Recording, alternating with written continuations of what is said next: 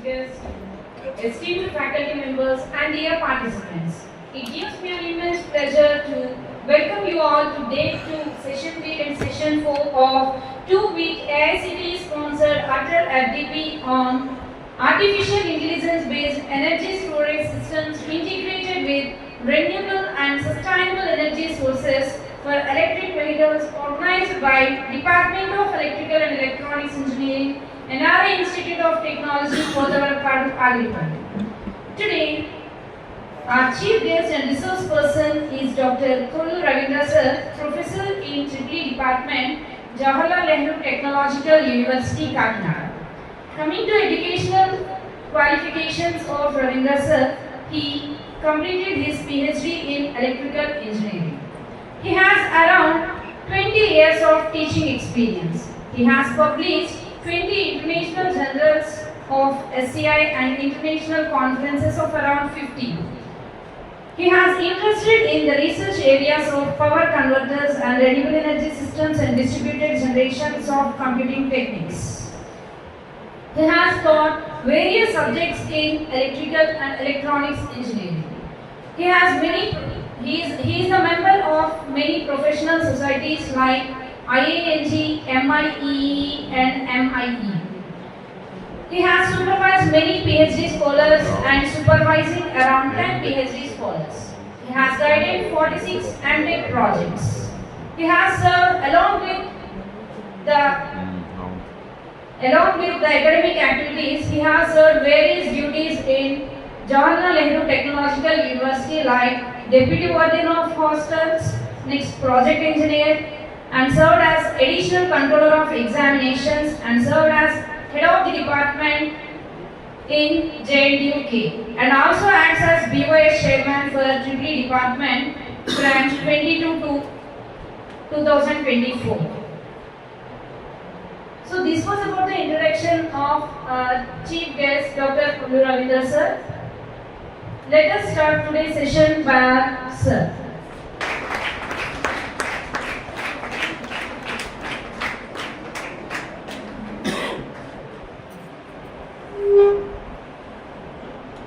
Good morning to all the participants. I thank the organizers of this college for inviting me for delivering this lecture. Already some basic configurations of EVs, all those things are already covered yesterday. So let me just briefly walk through the configurations. Right? Basically, there are which will drive the wheels. Right? That's one category. And then you can see an electric motor, right? And a battery. Apart from that, this would be, you can assume this to be a petrol tank, right? Which is driving the gasoline engine, gasoline or petrol. Okay.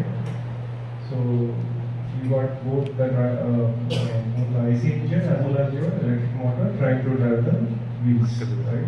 That's hybrid electric vehicle.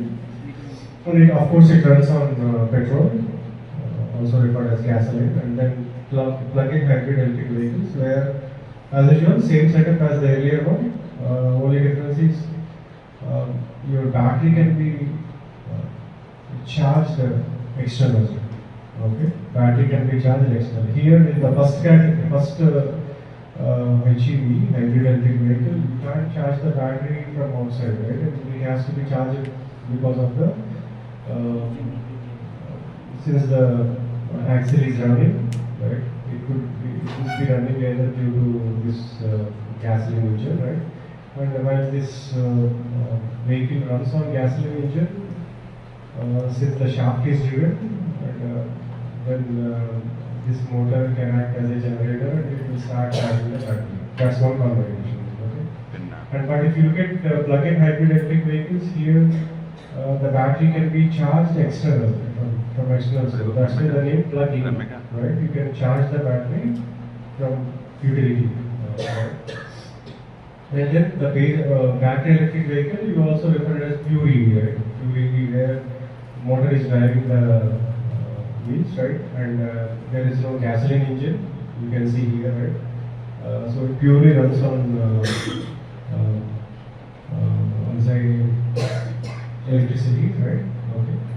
and here the battery has to be charged externally, no other option. Right? So this is your battery electric vehicles, and nowadays in India also there are a lot of BEVs. Okay, but popular is Nexon EV, right? You might know that. And so now if you look at a pure EV or a battery electric vehicle, right? You can see here the motor is driving the axle there by the wheels, and the motor has to be fed by an inverter. That's what we focus today on the inverter. And then there will be a DC to DC converter. What it does is actually this battery will be charged up from utility, and this battery is connected to a DC to DC converter, and DC to DC converter it kind of regulates the voltage level, right? Okay? And the DC output is given to the inverter, and the inverter will convert this to AC, and the AC motors are being used to drive the wheels. That's the flow, basically, right? You can if you look at this diagram, this is more clear, I guess, right? This is I'm talking about only BEVs, right? Out of the three, battery electric vehicles. If you look at this one, this is the skeletal diagram, right? Where you can see other capacitors also. This is also one form of storage device, apart from battery. Okay. Right. So if you look at the detailed diagram, it looks like this one, right? So you can see here electric parts of typical electric vehicles, right? Where you can see your electric motor, that's what driving the wheels, right? And it is fed by, or it is fed through the inverter. Right? It will receive some DC input and it will convert it as an AC output. Right? We are focusing on this one, right? This converter basically. Right? And it is what is the input of this converter? Is the battery, right? The battery. And where this battery gets the energy, it will get energy from the charger, right? This is the onboard charger. You get the level 1, level 2, typically 10 kilowatts or 5 to 10 kilowatt range chargers. Okay, so you will try to charge through at your home also. You can plug in your onboard charger, right? And your onboard charger contains again AC to DC converter, right? Because your supply is VAC, right? So it will convert the AC to DC, and it will try to store the battery, right? Charge the battery, and this battery will drive the motor through an inverter. So the focus today is on this part, the inverter. Okay, we are looking at this inverter. Okay, and of course, in electric vehicle there will be some other loads also. Like even without starting engine, we want to switch on the reading lamps or look at the MID for it. You just want to operate your windows, one touch windows, or operate the wiper, etc. Right? Without turning on the engine. Right? So all those, or you want to start or you want to use your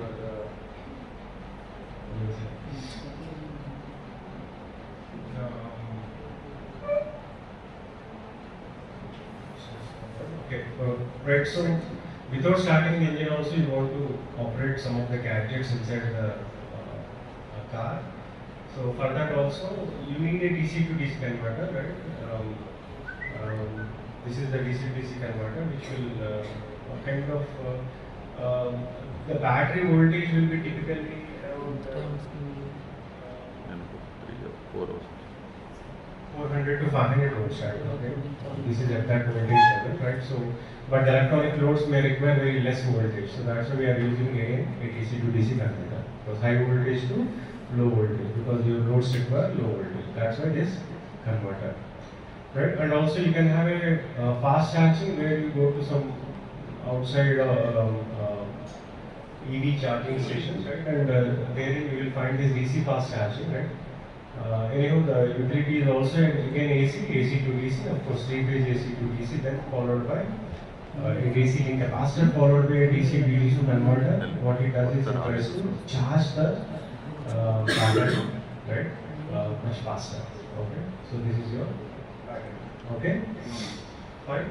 Of course, I'm sorry. This is your DC in capacitor, right? This is kind of I'm trying to form a DC perspective, okay? And energy is being pumped into the motor through the inverter, right? And so this capacitor is literally across the battery only. Of course, in between there is a DC to DC converter. What is the purpose of the DC to DC converter? It's a bidirectional converter, right? Okay, so when the battery has to deliver energy, this will allow energy flow from left to right. And when the battery is to be stored using a onboard charger, energy can transfer from right to left to the battery. Okay, so this DC to DC converter has to be bidirectional converter. Okay, that's what written here, right? Okay. Okay, so this is just an overview, right? Hope you already seen these things yesterday, right? Okay. So let's we'll be focusing on this three-phase two-level inverter at least in this session, right? Okay. Hope most of us will get, but anyhow, we are going to look at how to control this inverter. Right? So basically, what I told, the motor drive has to be driven by this inverter, right? Okay. So you can imagine your battery is connected across these two terminals. Battery, it is trying to drive the instead of this. Here I might be connecting the motor. Okay, it could be an induction motor driven electric vehicle, right? Or a PMSL, right? Okay. So the load, of course, I have shown some three-phase load, right? Or you can assume that this might be your motor, okay? An induction motor, okay? And your batteries. Your batteries across, display. Your batteries across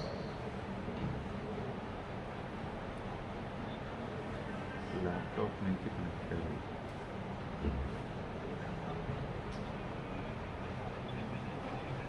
Fine. Okay, so that's your okay. So here the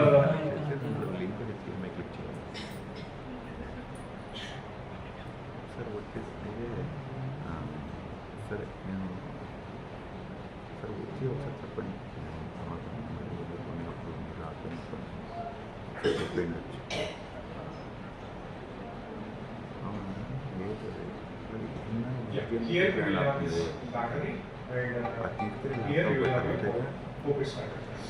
Okay, now how it works, right? How an inverter, so inverter, what we are trying to do is, we are trying to transfer power from the DC side to the AC side. These ABC terminals, I hope you know, ABC terminal, your AC terminal, and this is your DC terminal. We are trying to transfer power from AC side to AC side. That's the purpose, right? Okay. And what about the motor? It requires a three-phase AC, right? But unfortunately, we have a battery here, which is the DC source, right? So you want to transfer power from DC source to a motor, which requires an AC, right? Basically, that's why we are using this inverter, right?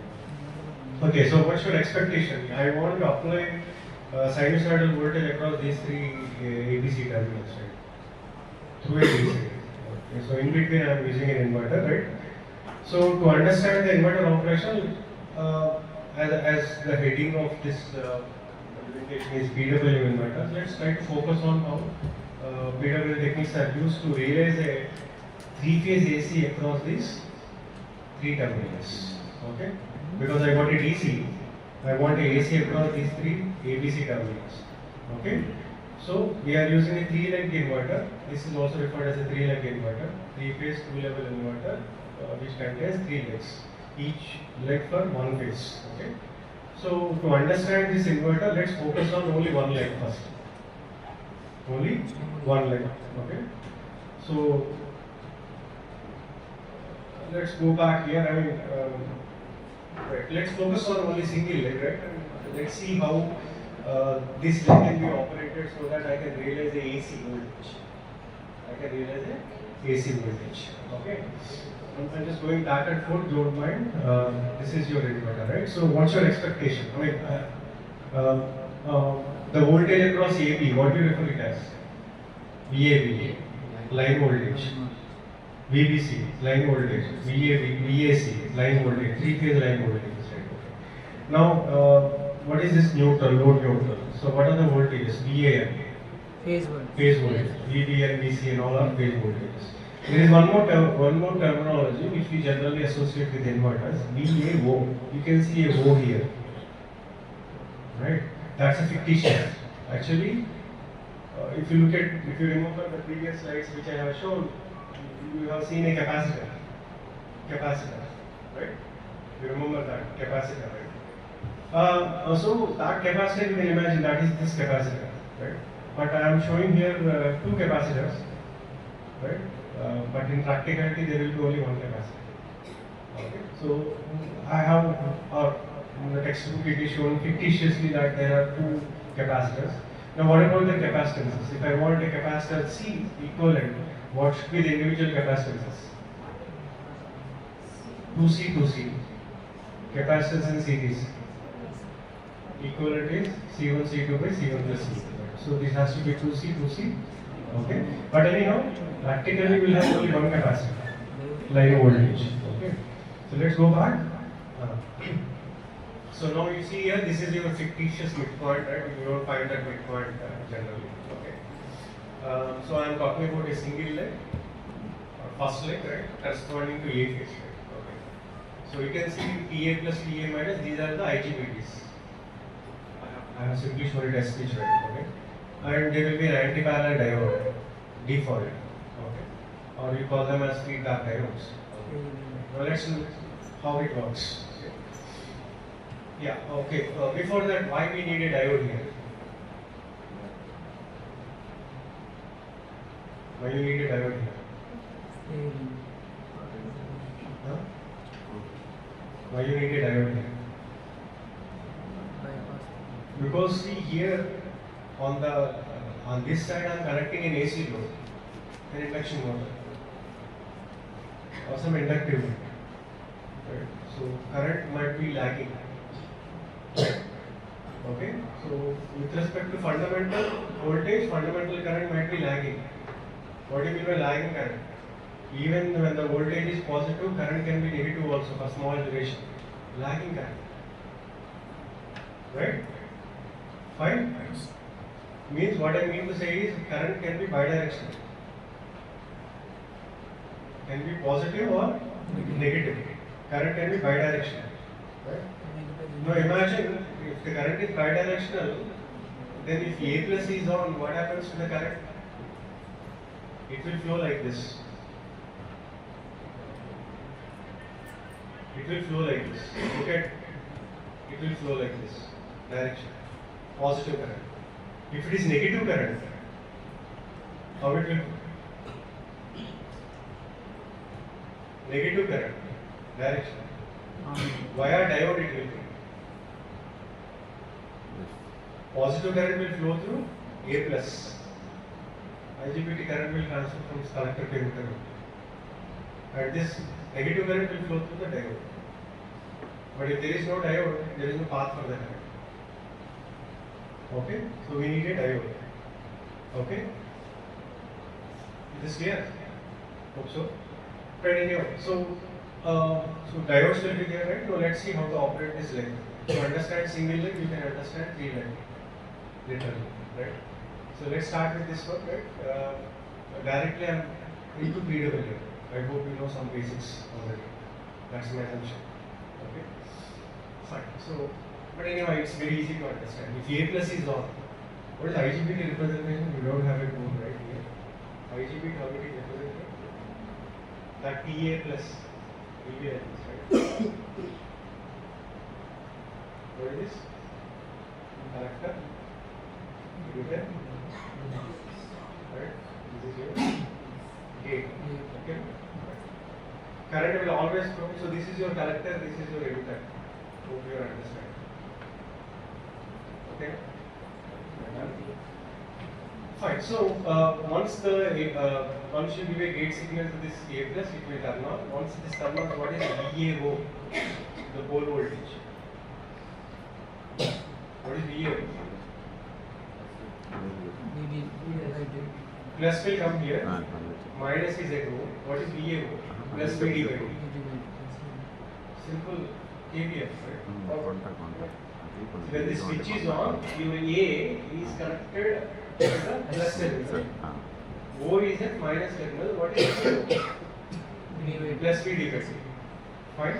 Now when the bottom switch is on, logic, when the bottom switch is on, what is VAO? A is connected to the negative terminal. O is at positive. So what is VAO? Minus VD by D. So there are only two states possible. If A plus is on, VD by D. A minus is on, minus VD by D. That's why the name two level inverter. There are only two levels in the voltage, either positive or negative. There is no other possibility, at least in this circuit. Okay. Right. So now, right now you should get it out. Why a D plus, DA plus? What's your aim actually? Turn on the switch, positive voltage. If you turn on the switch, negative voltage. So across VAO, if you look at VAO, the voltage will be either positive or negative. Okay? There is no other possibility, right? Because this is a DC, I am turning on the switch on and off. What about your output voltage? If A plus is on, you can see the cursor, positive, that's VD by D. If A minus is on, minus VD by D, that's it, right? Now what happens if A plus is on? During that time, what happens to A minus? Should be off. Why? If both are on simultaneously, it will be a dead short circuit. Shoot through condition, which you have to avoid. Okay, so A plus and A minus should be complementary. If one is on, the other should be off. That's what complementary, right? Okay. Okay, fine. So yeah, VAO positive, right? I agree. VAO positive and A plus is on, but at the same time, you don't know how the current will be. Will the current be positive or negative? Can anybody answer that? If A plus is on, this is how the current flows. This is how the circuit is closed, right? Now, at this point of time, what about the current? Will it be to the right or left? Right. Nobody knows. Why? It depends on the load. It depends on the load. Can you anticipate the load? Can you anticipate the load? Never. Why? I manufacture inverter and sell it to you. To which load you will connect? Who knows? Nobody knows. Okay? Right? My job is to generate a voltage. Deliver a converter which can generate voltage. What type of, current shape and all depends on whatever load you use. Okay? But what is required is, if A plus is on, VAO should be positive, irrespective of the load. Will it happen? Can you please answer the question? If A plus is on, VAO should always be positive, irrespective of the load current direction. Yes, it's possible. Why? If current flows to the left, diode will be on. Anti-parallel diode. If DA plus is on, what happens to VAO? Plus VD by 2. So I can ensure always positive voltage. Whether A plus conducts or DA plus conducts, immaterial. If one of these two conduct, then voltage will be positive. When they will conduct? If I give gate signal to A plus, it will conduct. If I give gate signal to A plus, it will conduct automatically. But even if the gate signal is there, A plus may not conduct. When the current is flowing into the, because current cannot flow from emitter to collector, then we should conduct. A plus will conduct. Clear? Right? If current is positive, let's take this as positive current, then A plus will conduct. Right? Though gate is present, if current is negative, A plus won't conduct, though gate is present. Only DA plus will conduct.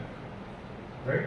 So, the switch is such that it carries bidirectional current. It can carry bidirectional current. Okay?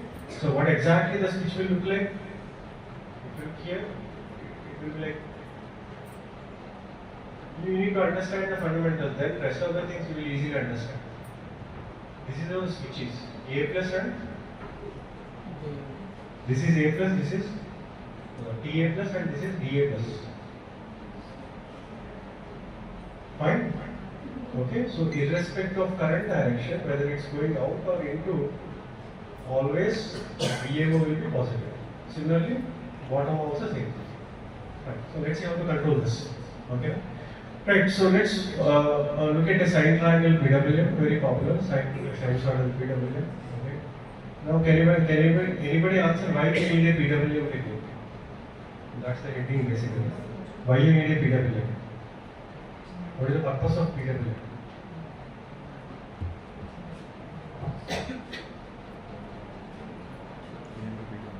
No, the purpose of PWM. As I said, I want to drive a motor. Okay? I want to drive a motor, induction motor for example. How to change its speed? Very popular technique, scalar speed control technique. What is the popular technique? V by F control. V by F control? V by F. You change frequency, in what speed will change. Because frequency changes, speed of rotating magnetic field will change. So your motor tries to catch up with the speed of the synchronous speed right of the rotating magnetic field. So automatically rotor speed will change. Okay, so F changes, then speed will change. But if, for example, if I am looking at V by F control, V by F, if frequency is increased, or let's say frequency is reduced to reduce speed, let's assume. What about the ratio V by F? If F reduces, V kept constant, means V by F ratio will be to high. But you know V is proportional to F into 5. That's the EMF equation. Right? So our phi is proportional to V by F. But if the frequency is reduced, what happens? V constant, F reduces means flux will increase. If flux increases means it will lead to saturation. You shouldn't go beyond the rated. Saturation means automatically the machine crosses very excess magnetizing current, which will damage the windings, which it should not happen. So what we do, whenever we reduce F, we also simultaneously reduce, so that flux maintains constant. So the machine doesn't get saturated. Right? So whenever I am trying to do speed control, let's assume I want to do frequency control. Then I also have to control voltage. Both has to be controlled simultaneously, voltage as well as frequency. Right? Okay. So how to control the voltage? You have to use speed. Which voltage I am talking about? I am talking about the fundamental component, basically. We will see that. Right? Fundamental I want to control. Because fundamental will produce the useful torque. Okay? So basically you want to control not only frequency, you want to control the voltage, that too fundamental voltage. So that's the first purpose of the PWM. Second purpose, you want to mitigate the harmonics, reduce the harmonics as far as possible. Okay, these are the two purposes of the PWM technique. Okay, so with this background, let's look at PWM technique. Okay, you refer it as sinusoidal pulse modulation. Typical waveforms I have taken. This is from Redmohan, right? Textbook. And what's a PWM? It will have a modulating signal and a carrier signal. I have clearly written. Okay. What's your modulating signal or your reference? I want a sine wave. Why? Because I want a sine wave at DA. Because I need a sinusoidal voltage to drive a motor. Right? I try to generate pulses by looking at a reference. Reference means what? I want to generate such kind of voltage. That's why I am taking sine wave as a reference. Otherwise, no point in taking sine wave as a reference. Okay? I want to emulate a sine wave. That's why the reference or modulating signal is a sine wave. Clear? Okay. So this is your sine wave. Right? Now I want to compare it with a triangular wave, also referred as a carrier wave. Okay? So I will compare these two. Based on this comparison, I will generate switching signals for A plus and A minus. TA plus and TA minus. How these switches will work? Whenever the carrier signal, whenever the modulating signal is more than the carrier, in this interval, hope you can see the cursor. Modulating is more than carrier. Understood? Right? Modulating is more than carrier. Right? Then what happens? Top switch should be on. That's a general rule. Top switch should be on. When the top switch is on, what about VAO? Plus VD. That's what you see here, plus VD. Then, in the narrow period or narrow interval, your modulating signal is lesser than carrier. Modulating signal is less than carrier. Then what I should do? Bottom switch on. When the bottom switch is on, what about VAO? Minus VD. That's why you see here. Here, output is minus VD. Similarly here, sine is more than triangle, so plus VD. A narrow interval, it's less. Sine is less than triangle. That's the output is minus VD. Like that, if you see here. If you see here, the modulating signal first half or positive half is over here, right? Okay. In the meantime, what about the output? Output in the sense I am talking about pole voltage.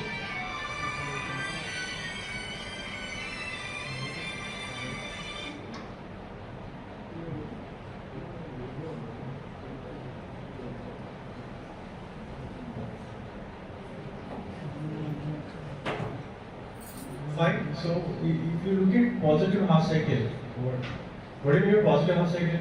I am taking sine wave as a reference. I want to generate a sine wave also. That's my aim.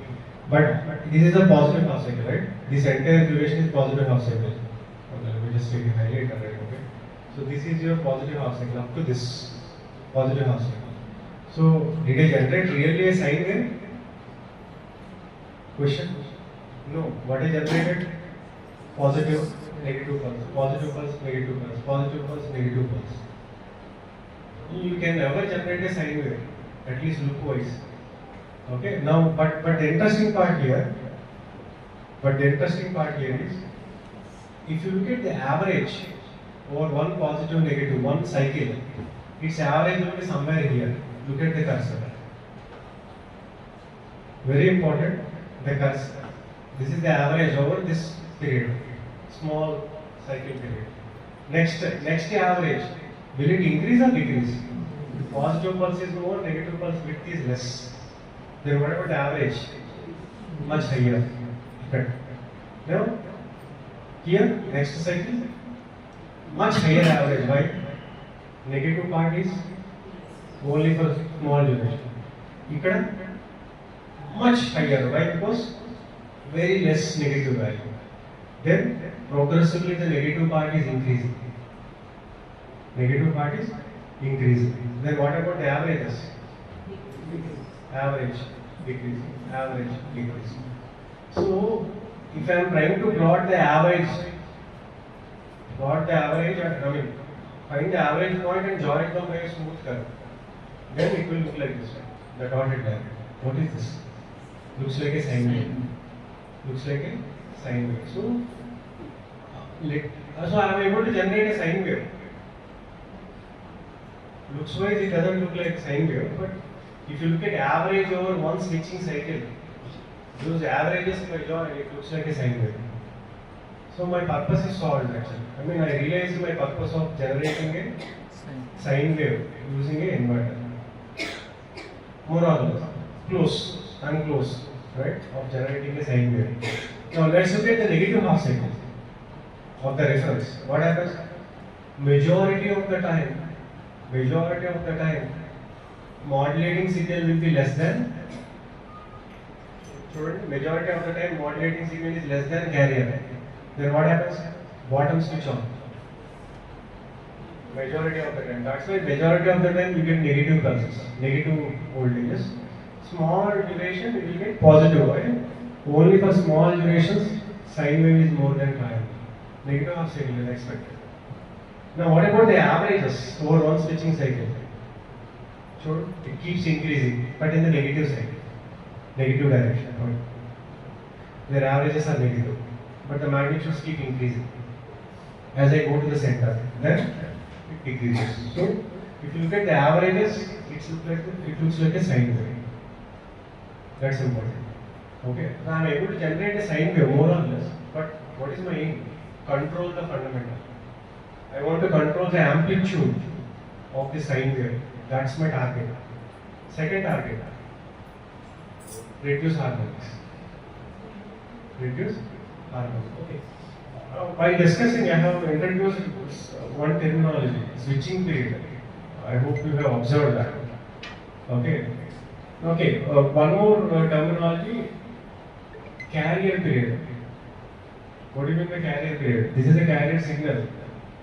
Can you tell the frequency of the carrier signal? Okay, if I say if my control signal or modulating signal, if you see there are synonymous words: control signal, modulating signal, reference signal. All three are same. Synonymous terms. Okay. Right. Okay. Let me just call it as a sine wave. Right? Just for simplicity. You sine wave. Let's assume okay, what should be the sine wave frequency? 50 Hz, because I want to generate a 50. Right? Now, in one cycle of sine wave, how many cycles of triangular wave are completing? It's 15. Why? 1, 2, 3, 4, 5, 6, 7, 7.5. So we will have 7.5 here. Total 15. Okay, so what is the frequency of carrier signal? 15 times 50 Hz. Because sine wave frequency is 50, carrier signal frequency is 15 times 50. Okay, 750 Hz. Is this clear? Okay, now carrier signal. What is its period? The red color I have marked here. Carrier period. Okay. By the time one triangle wave completes. Right. Now, by the time one triangle wave completes, okay, what is the status of A plus, for example, A plus? Switch is on here and switch gets turned off here. When sign is more than triangle, immediately A plus is on. After this point, sign is less than triangle. Then immediately A plus is off. When again A plus will be on? A minus. Obviously, so here there will be A minus, don't worry about A minus. Again when A plus will be on. Here A plus will be on, again A plus will be off. On, off. When it will be on again? On, off. In every switching cycle, in one carrier cycle, more or less, your A plus will be on and off once. Then if you look here, it's on and off. Again on, off. On, off. On, off. If you count that, the number of on, off, how many times that paid? 15 times. Your top switch will be on and off. This cycle repeats 15 times. Or the switching cycle or switching frequency. I can call it as frequency, right? On off. It's a repetitive process, right? It happens 15 times. Right? So can I call it as a switching frequency? Why? Because I'm talking about a switch. How many times it turns on and off? On and off, one cycle. How many switching cycles of a switch happens? 15 times here in this example. What is this 15? Carrier signal frequency, indicator of carrier signal frequency. Okay? Right? Okay? So if I say sine wave frequency is 1, carrier signal frequency is 15. So switching frequency is also 15. If sine wave frequency is 50, carrier signal frequency is 50 times 50. Switching frequency is also 15 times 50. Proportion, right? Okay. So now can I say that switching frequency of a switch is equal to carrier frequency? Or switching period is equal, what is period and frequency? I say frequency, what is period? 1 by 1. Now I am making another statement. Switching period is equal to switching period is nothing but carrier signal period. Carrier signal period. Switching frequency of a switch is equal to carrier signal frequency. Carrier signal frequency. I hope it's fine. Okay. So I have used one term FS switching frequency, which is nothing but equal to the carrier signal frequency. Right? Every switch will turn on and off. It's a pair. We call it as a cycle. How many cycles? 15 cycles. In this diagram, we can see 15 cycles. Okay? Right? If it is a 50 Hz signal, 15 times 50. In 1 second, 50 cycles will be there. In 1 second, how many carrier signal cycles will be there? 15 times 50. Okay? Right, that's fine. Okay, so if you see here, what's your aim actually? I'm repeating again. Your aim is to generate a sine wave. I have generated, but not directly. Okay, right. Now, if you look at the frequency harmonic spectrum, why there will be harmonics in your pole voltage? Why there will be harmonics in your pole voltage? Can anybody answer? Because your wave is not sine wave. Your wave is like pulses, positive, negative, positive, negative. But what I have drawn this dotted line is, I am just trying to convey that the average over one switching cycle is like a sine wave, right? So, because of this pulsating nature of your output will have some harmonics. Expectations I should have only fundamental. Expectations I should have only fundamental. But I will get harmonics. Why? It's a on and off kind of diagram, right? I mean, positive pulses, negative pulses, right? It's not a pure sine wave. Okay, now if you look at the harmonic spectrum for this pole voltage, you see here, there will be a fundamental. You can see harmonic spectrum, I hope you know. Do you know harmonic spectrum? Voltages on y-axis and harmonic order on the x-axis. What is the harmonic order? Okay, if fundamental is 50, third harmonic is 3 times 50. 3 times 50. Now the ratio of this harmonic frequencies is nothing but harmonic order. Or third harmonic means harmonic order is 3. How to get that? Third harmonic is equal to 150 by 50. Fifth harmonic means, fifth order means 150 by 50. Actually, we should say fundamental 50 means fifth harmonic is 5 times 50. 5 times 50. So what is harmonic order? Harmonic frequency by fundamental. Harmonic frequency by fundamental. In fact, if there is a harmonic of 750 Hz, what is the harmonic order? 750 by 50. 750 is 15th order harmonic. If there is a harmonic of 900, 900 by 50, 16th order, right? I hope you understood. Okay. So here, instead of putting frequencies, I have put harmonic order. 3rd, 5th, 7th, 9th, etc. Just numbers, integer numbers. Okay. Right. Now what you see here, okay, I will tell you what exactly this is. This ratio, don't worry, we'll prove those things. Okay. Important point. This is the fundamental. One is what? 50 Hz. Okay. One is 50 Hz. Right? Fundamental. This is what I want. This is what I want. Okay.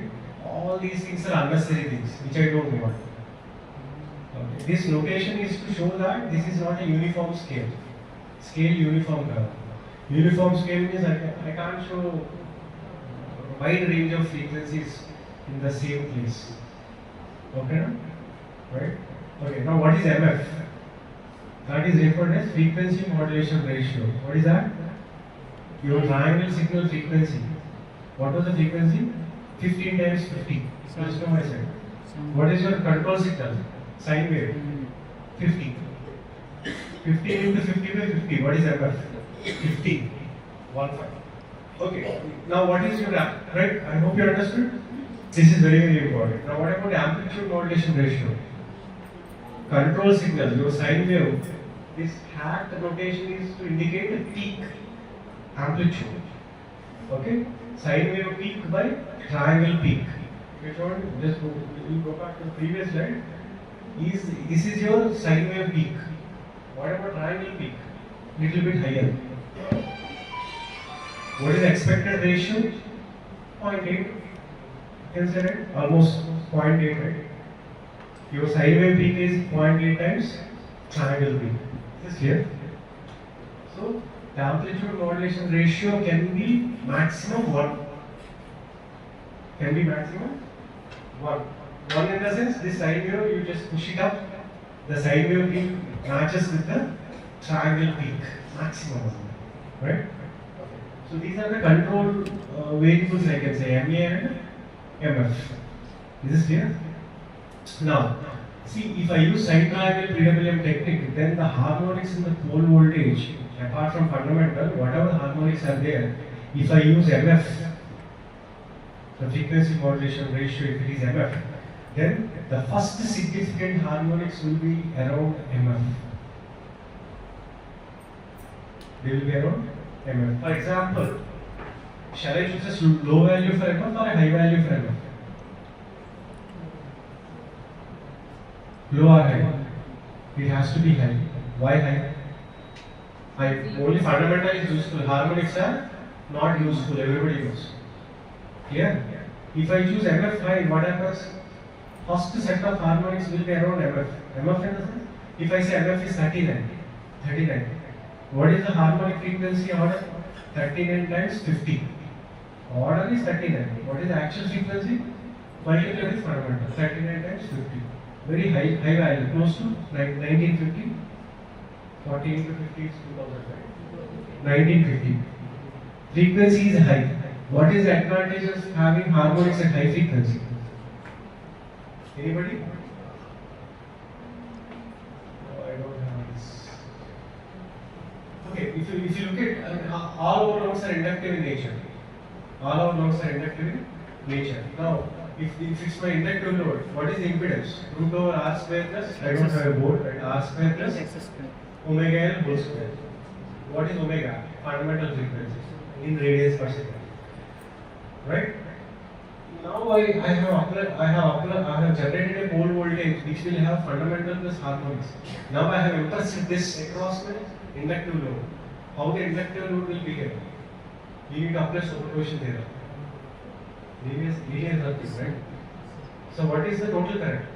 Current due to fundamental plus harmonic. Because of supply voltage fundamental current. Third harmonic voltage, third harmonic current. Fifth harmonic voltage, fifth harmonic current. Add all these harmonic currents. Current increase. That's the overall, right? Okay, now if you look at your impedance, inductive, root over R square plus omega L whole square. Now if there is harmonic order H, what is XL? Omega N. It's H into omega L whole square. Why H is the harmonic order? What is omega? Fundamental, 2 pi f. Now what is new frequency? H times omega. Why? Frequency is H times f. New frequency. H is harmonic, right? Okay? So what happens to the impedance? Root over R square plus H square omega square L square. Omega square L square is same as original. What is extra in the denominator? Or in the impedance? H square.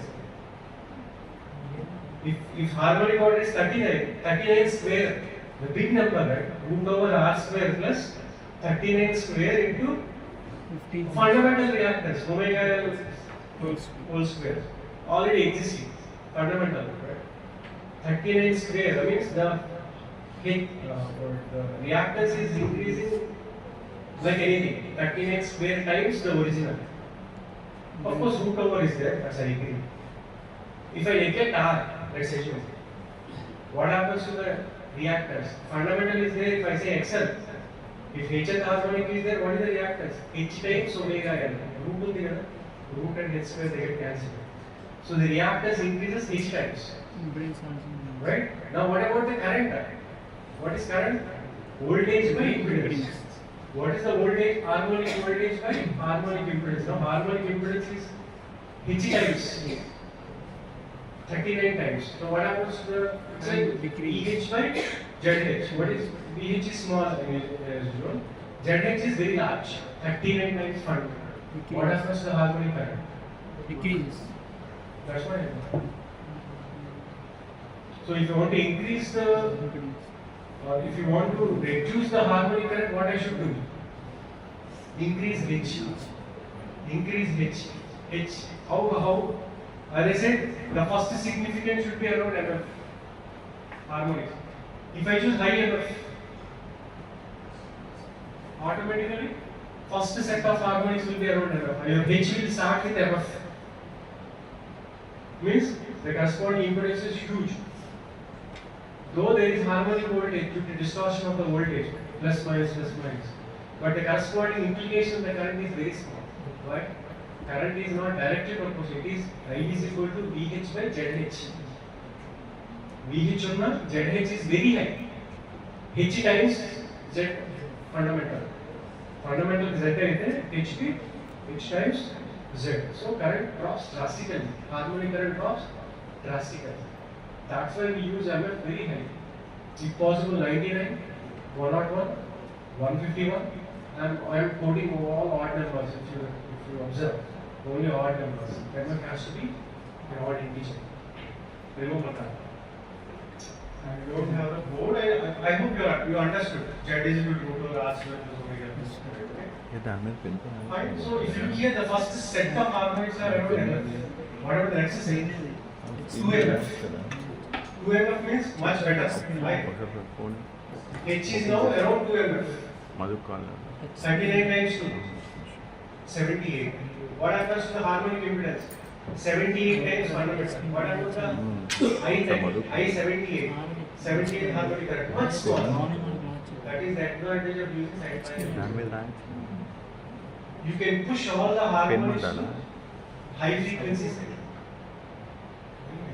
No, sir. You can push all harmonics to high frequency setting. That's why SPWing is very, very popular. Push all harmonics to high frequency setting. Sir. Right? Yeah. Fine. So first band of harmonics around MF, then 2MF, then 3MF, 4MF, 5MF. You can neglect all those things. Why? Because impedance is very high. 100 DC. Right? So you can neglect the higher order harmonics. Fine? Is this clear? Now I said it has to be odd. Which one? MF odd. Is MF odd here? Yes. MF is 15. If MF is 15 or 17, 19, 21, then the waveform has symmetry. Which waveform? Pole voltage. Symmetry and asymmetry. Half wave symmetry. What is half wave symmetry? Positive half cycle is similar to negative half cycle, but displaced by pi. Mirror image. Negative half cycle is mirror image and tells you put a mirror, how it reflects. Negative half cycle is a mirror image of positive half cycle, but displaced by pi. What is advantage? This is referred as half wave symmetry. If the waveform has half wave symmetry, one advantage is all even harmonics will be absent. There won't be any even harmonics, only odd harmonics. That is preserved only if MF is odd. You try with MF 4, 15 means it's difficult for you. You try MF 6, you can draw right by hand. You can see that positive half cycle, this half wave symmetry will fail if MF is even. What I mean is, if I say f of theta, here, can you see the cursor? Now, corresponding point here, f of theta plus pi, after half of the period. It is, if I say this is pi, if I say this is theta, and this is pi, is this theta plus pi? Yes. If f of theta is equal to minus f of theta plus pi, this is half wave symmetry. The waveform has a half wave symmetry. Because here you see positive voltage, here you see negative voltage. F of theta is equal to minus f of theta plus pi, half wave symmetry. If you want to preserve that, MF has to be odd. If you don't preserve that, what happens? There will be even harmonic. That's a big headache. I want to avoid certain harmonics. If the waveform has symmetry like this, you can do that. When it is possible, if MF is odd. Very, very important. Yeah. Can I go to the next one? Sir. Starting it will take time. All our equations only. Okay? Fine. So, what should pole voltage? Actually, I should have used a small letter, VAO, small v, means instantaneous voltage. Mistake. So, of course, here I have corrected. There will be fundamental plus several harmonics. Fundamental plus, what is the fundamental? Some peak. How we represent a fundamental voltage? Vm sin omega. Like that. Here I am representing by V hat. Hat means peak. Peak of pole voltage. One means what? Fundamental. Sin omega t. Actually, it's not W, omega. Omega is 2 pi f1 or f. F1 is fundamental. Now, what about several harmonics? VAOH, Richard order, MF. Okay, you see here there are side bands also. There is a center band and side bands. If you see, side bands are reducing like this. Okay, so what about side band frequency order? MF plus or minus 2, MF plus or minus 2 like that. But their amplitudes are small. Amplitudes are small. So you consider everything, all the every harmonic will have some amplitude. If I say 39th harmonic, what will be the equation? V 39 times peak value of 39th component into sin 39 times omega t. Okay. What is 39? H harmonic order, right? So that's why I have shown H here, generalized expression. This omega, AOH means VAOH hat means peak of that particular harmonic. Okay, this is clear? Fine.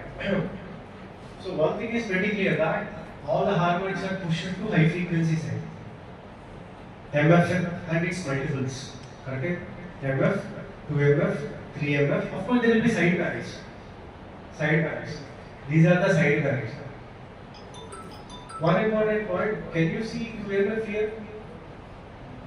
No, actually, this is to show that whenever there is a cross, if I have marked a cross means that's a valid amplitude. On top of 2MF, did I put any cross? No, means that component is absent. Why that component is absent? MF is 50, 2MF is 30. Is it a odd number or even number? Even number. Just now I said if MF is odd, even harmonics are absent. Here, that's why there is no 2MF. If this is 2MF, what about the side bands? 2MF plus or minus 1. Why there is no 2MF plus or minus 2? 2MF is even. If I add a even number, again it will be an even number. I made a statement that there are no even harmonics. Now if you look at the first spectrum, first band, why there is only MF plus 2, MF plus 1, MF minus 1 are absent? MF is odd. If I add a odd number to an odd number, it will become an even. That's why there are no MF plus or minus 1. Okay? Right? So this MF plus 2, MF minus 2, all these are harmonic orders. Harmonic order should be only odd. Because I want to avoid even harmonics. For that purpose, I took MF as odd number. So resulting harmonics also, side bands also should be odd only. Is this clear? Very important. Okay? Okay. So first objective I have fulfilled that. Did I avoid harmonics? Are the harmonics zero? No. They are pushed to higher frequency. Advantage? The corresponding impedances are very high. So the currents are very less. So indirectly I have realized my objective of reducing harmonics. Ultimately, whatever voltage I give to the motor, it doesn't look like a sine wave. It's like plus minus kind of a pulse wave. What is important? The current drawn by the motor is close to sine wave. That is important. Why? Your induction motor equivalent is an RL circuit. Then RL with variable R. R is dependent on slip.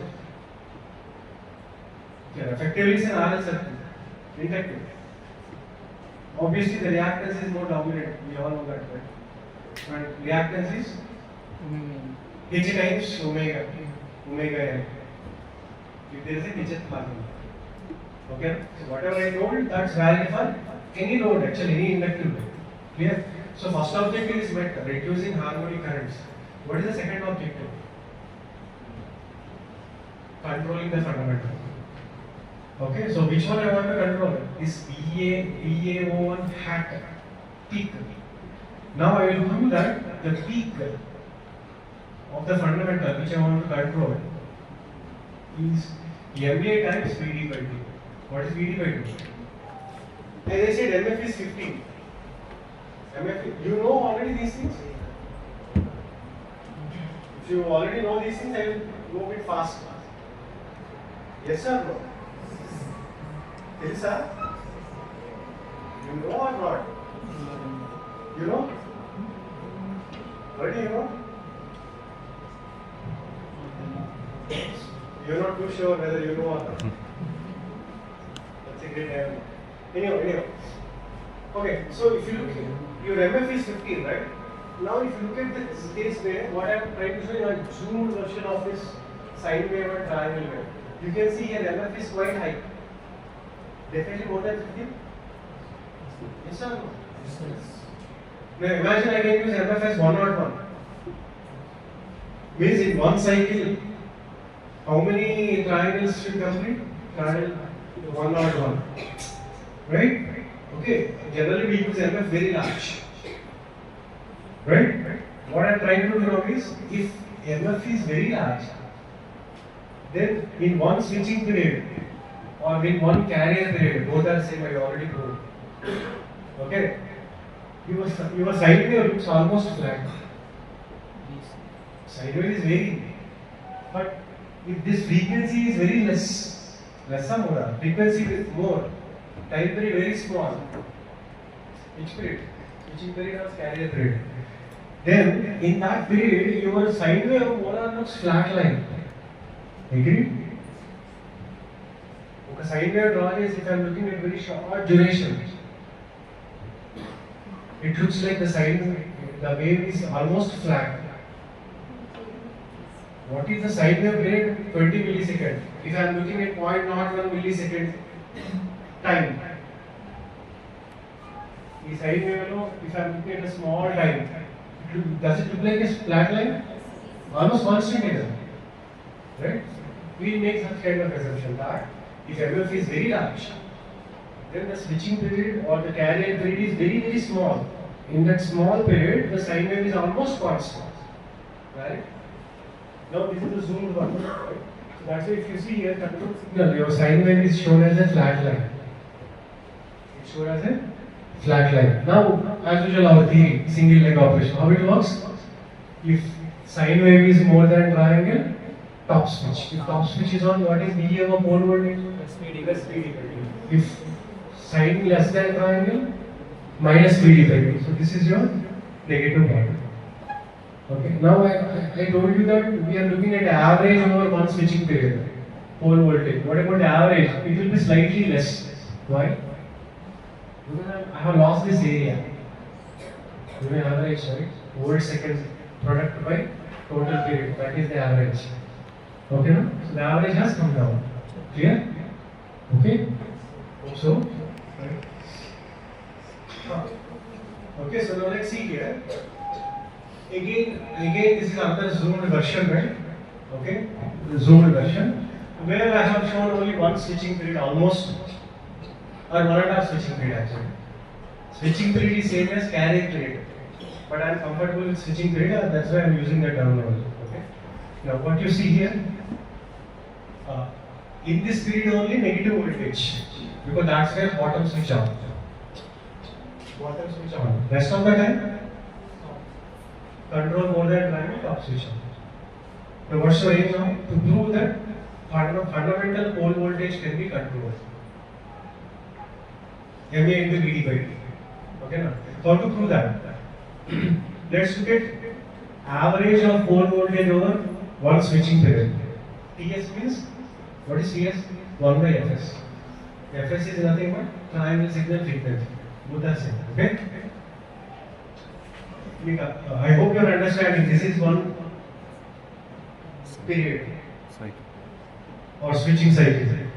Period is 1 by Fs. Okay. Right. Now the average you can see the dotted line. Average over one period, its levels will slightly decrease. Why? Because there are negatives. Okay. Right. Now can I define an equation for this? What was the equation? Average, I am indicating by capital B, is equal to, I will try to show that the average is equal to this equation. Average is equal to this. Okay? Let's look at the proof. How I am writing that? Now can I define that? What is this B triangle, right? B triangle, it will rise from 0 to peak. In what time? 1/4 of switching period. Triangular way. 1/4 it will rise, 1/4 it will fall, negative side, another 1/4 period, again it will come back. 4 quarters I have divided. Okay, the first quarter, how it will rise? 0 to peak. So what is the slope of this line? Final value, initial value by final time minus initial time.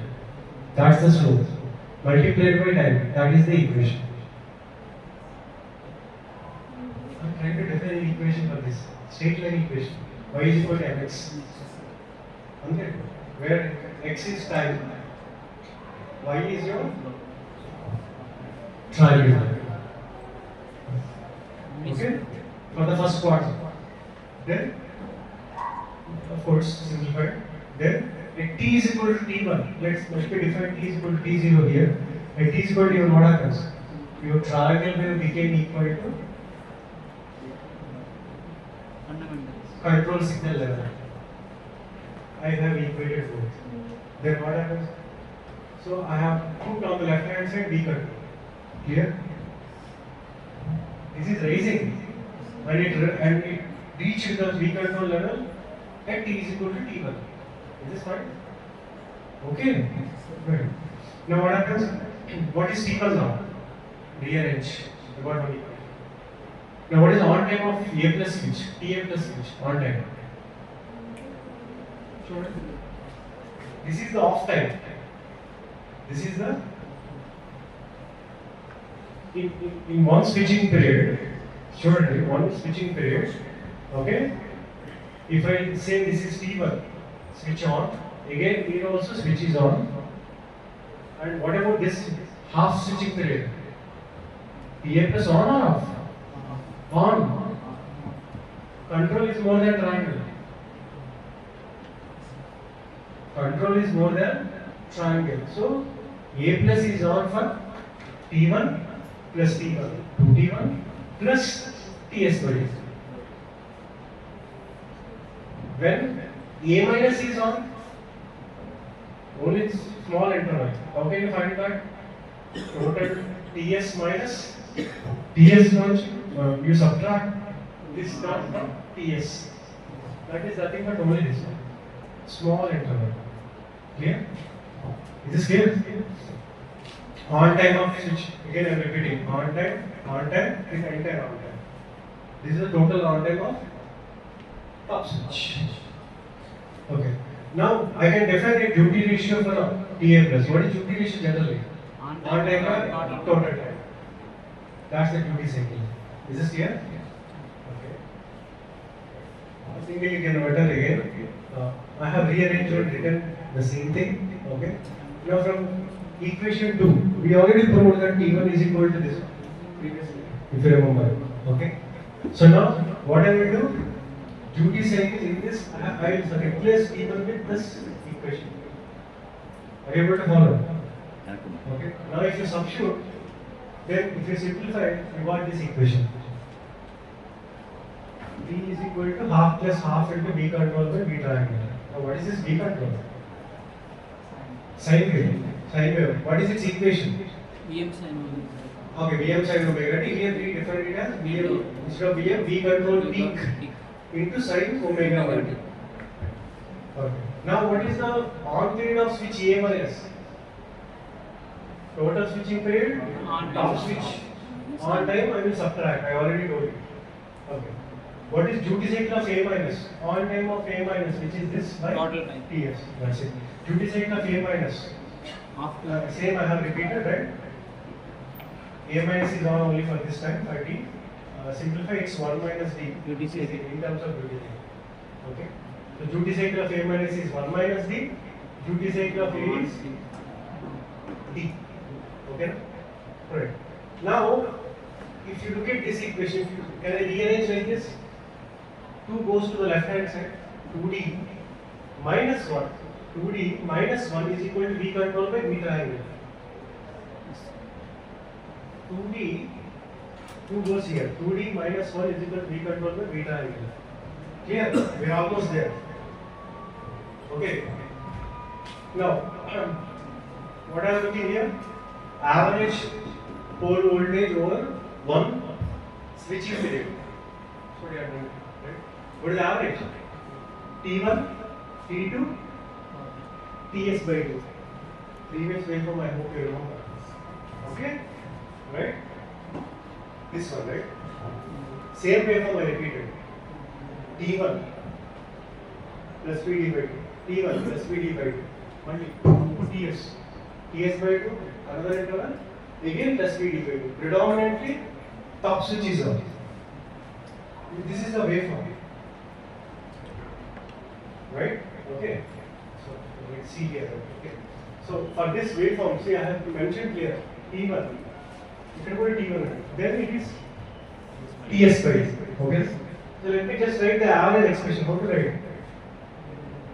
How to find the average of this waveform?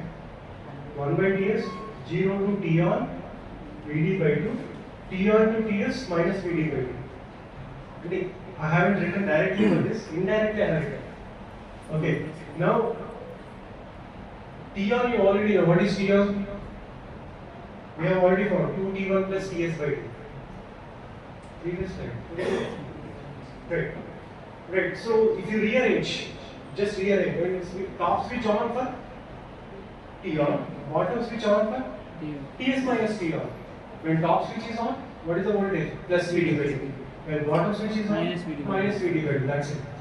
Okay. So I just substitute, rearrange. Once I rearrange, you got this 2D minus 1. I have derived an expression for 2D minus 1 in the previous slide. That time I will put here. If I put 2D minus 1 in the previous one, I will get an expression. This is what we are trying to do. What was 2D minus 1 in the previous one? V control by V triangle peak. Now I have put this here, substituted. I got this one. This is what I am trying to do. Now what is V control? V control peak sine omega 1. I have substituted it. Now what is this ratio? Modulation. MA. Modulation. This is MA. Put this here. MA into Vd by 2 into sine omega 1. Means my average pole voltage over one switching period is equal to Product of MA times Vd by 2 into sine omega 2. That's what I have wanted to prove. That my average pole voltage over one switching period is equal to MA times Vd by 2. I have put here, right? Into sine omega by 2. Okay. So do we have control? Right. Now what about your average? It will have a fundamental component. That is important. Your average is something into sine omega t. Omega 1 t means, can I say that your average pole voltage is similar to its frequency is like a fundamental frequency? Because you have sine omega 1 here, right? Okay, so I can say that based on the above equation, can we see that instantaneous average is same as the fundamental frequency component of pole voltage. Okay. So now I can replace VA naught, which is the average pole voltage, fundamental pole voltage, because there is a sign fundamental part. So average pole voltage is nothing but fundamental.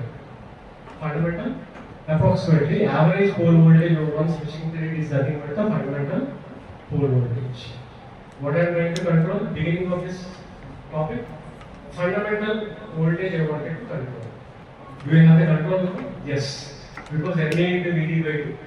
Its peak is controllable. How to control that? Change NA. How to change NA? Change control to B control. You increase or decrease the control peak. You are able to control the fundamental peak. So my objective is realized. Can I reduce the harmonics? Yes. How? Increase enough. Can I control the fundamental? Yes. Increase or decrease NA. So this is the crux of sine triangle period. Okay? Fine. Now let's come back to the spectrum again. Now I hope you will understand the spectrum better. This is order. Okay? Now now we already know this is the fundamental. Take VD by 2 onto the right hand side, left hand side. What is fundamental pole peak by VD by 2? MA. It's just a number. You see here, I have drawn this for MA 0.8. So what is the fundamental ratio? This by this has to be MA. What is MA? 0.8 I said. So that's why this first point height is 0.8. Here on y-axis I am trying to draw normalized values of voltage. Normalized. Why I am calling it as normalized? Because I am dividing it by VD by 2. Clear? Normalized values. In general, this is for fundamental. In general, Hth harmonic means I will put Va0 H by Vd by 2. Of course, this equation is not valid for all harmonics. Only for fundamental, this is valid. I am just saying that instead of 1, you put H divided by Vd by 2. Only fundamental is proportional to MA. Harmonics are not proportional. Then it will be a waste of SPW. Harmonics should be very, very small. You can see here, with respect to this, harmonics are small. Of course, this is quite significant. Don't worry. Why? The impedance offered is H times. Though the amplitude, voltage amplitudes are high, current amplitudes will be very small. So don't worry. It is clear that ratio based on this only we have. Okay, now harmonic orders I have given an expression. Harmonic frequency is equal to JNTUK plus or minus K into F1. What is F1? Fundamental. If you divide FH by F1, I already told you. FH is equal to H times F1. FH harmonic is equal to H times fundamental. Okay? Now FH is equal to H times F1 means what is H? FH by F1. FH by F1 is H. H is JNTUK plus or minus K. I am talking about only harmonic orders. Somebody asks you frequency, what you will do? Multiply with the fundamental. You will get the harmonic frequency. Okay. Now, how it is coined? It is coined such a way that H is always odd. Why H is always odd? Because MF I have chosen an odd number. Symmetry. Okay? So H is such that it is always odd. If J is 1, the MF is an odd number always. J1 means K has to be even. Then only the sum will be odd.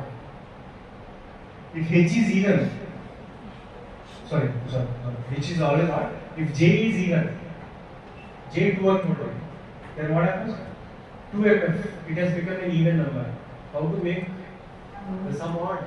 Add an odd number. Clear? Odd even numbers, I hope you know that, right? Okay.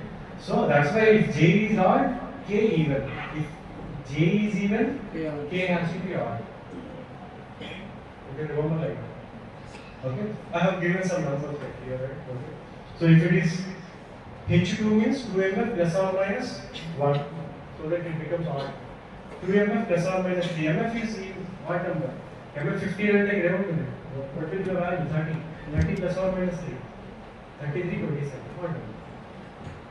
Is this clear? So these are the harmonics present in the system. Fine. Now I am talking about single line. Right?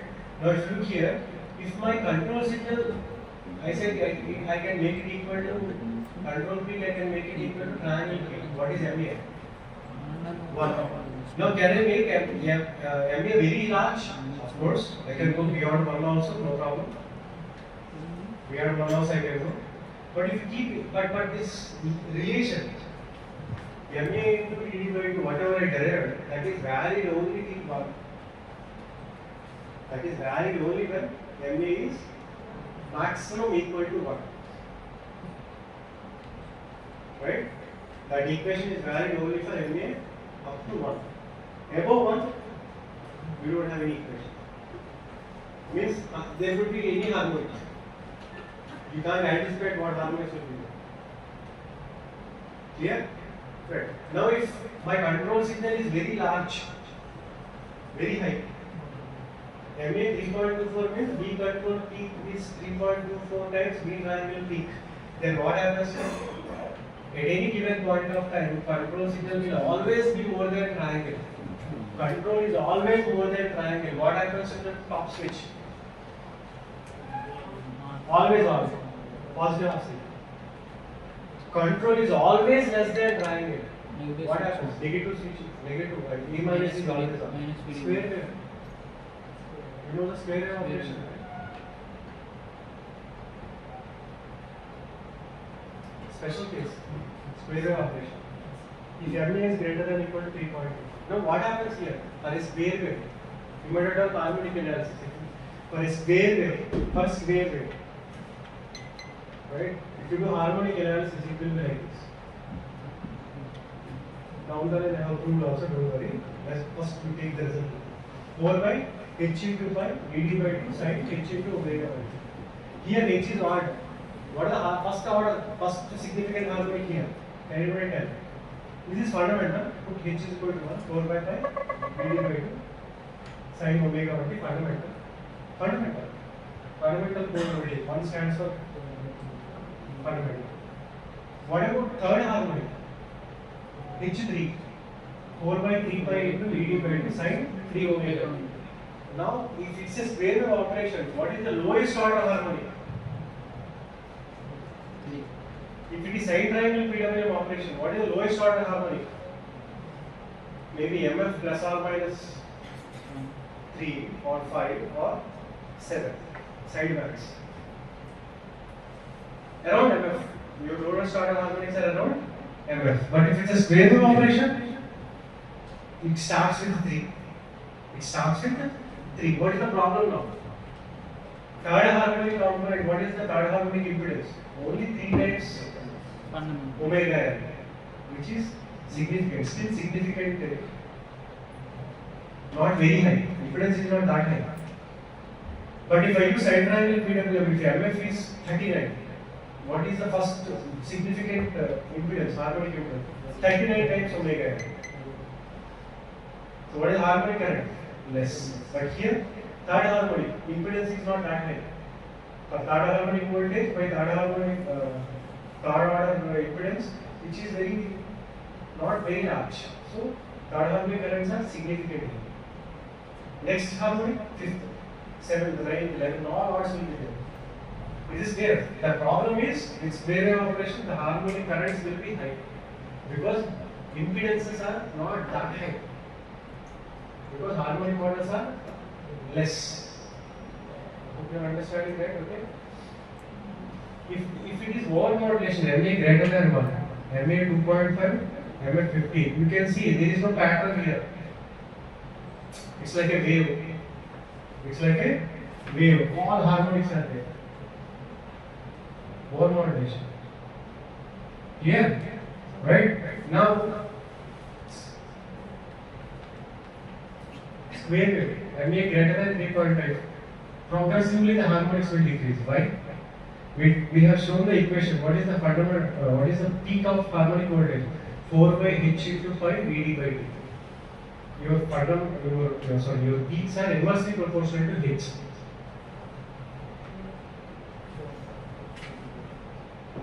Inversely proportional to h.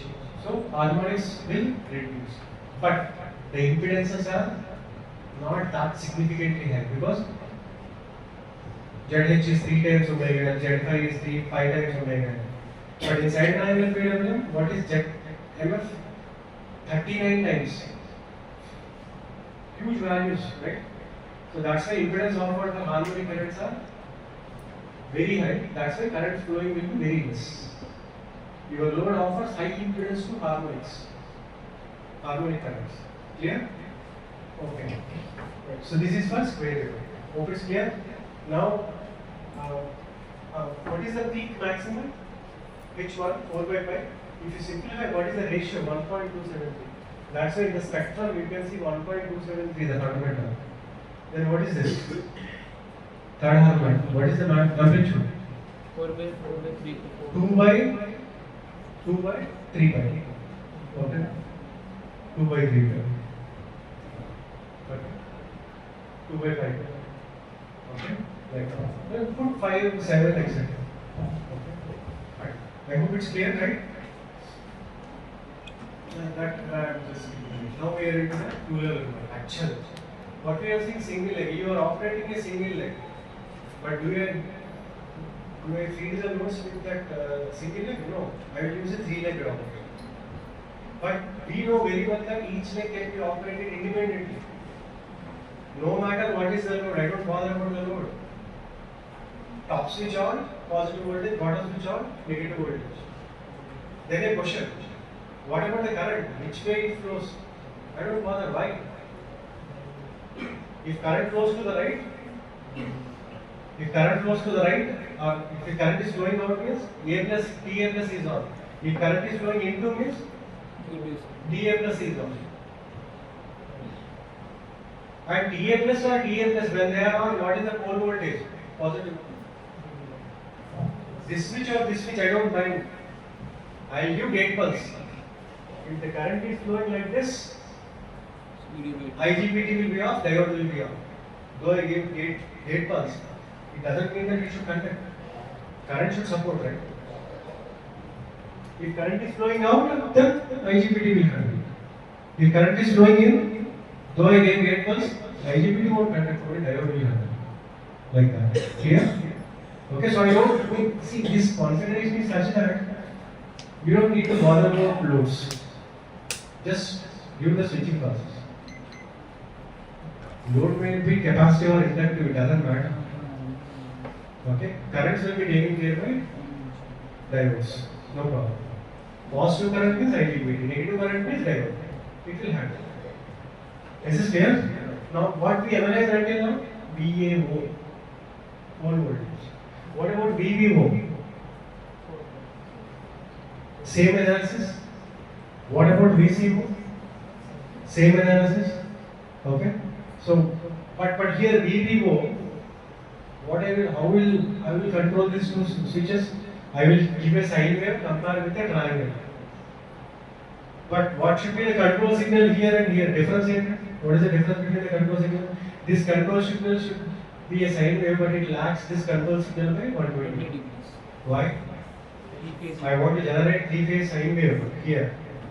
Means my references also should be three-phase balanced sine waves. Clear? So whatever pole voltage I see here, the pole voltage is similar to this pole voltage, but phase shifted by 120. This pole voltage also phase shifted by another 120. 240 over. Clear? This is clear? So now if you look here, one simple equation. Can I say VAO, voltage across these two points, is equal to VAN plus VMO. Voltage across these two points is equal to VAN plus VMO. Is this clear? Now voltage across VVO is VBN plus VNO. Voltage across CNO is VCN plus VNO. Of course, these are hanging. There is no connection actually in between. Okay? Fine. So that's what I have written here. All the three pole voltages. What I am trying to do now?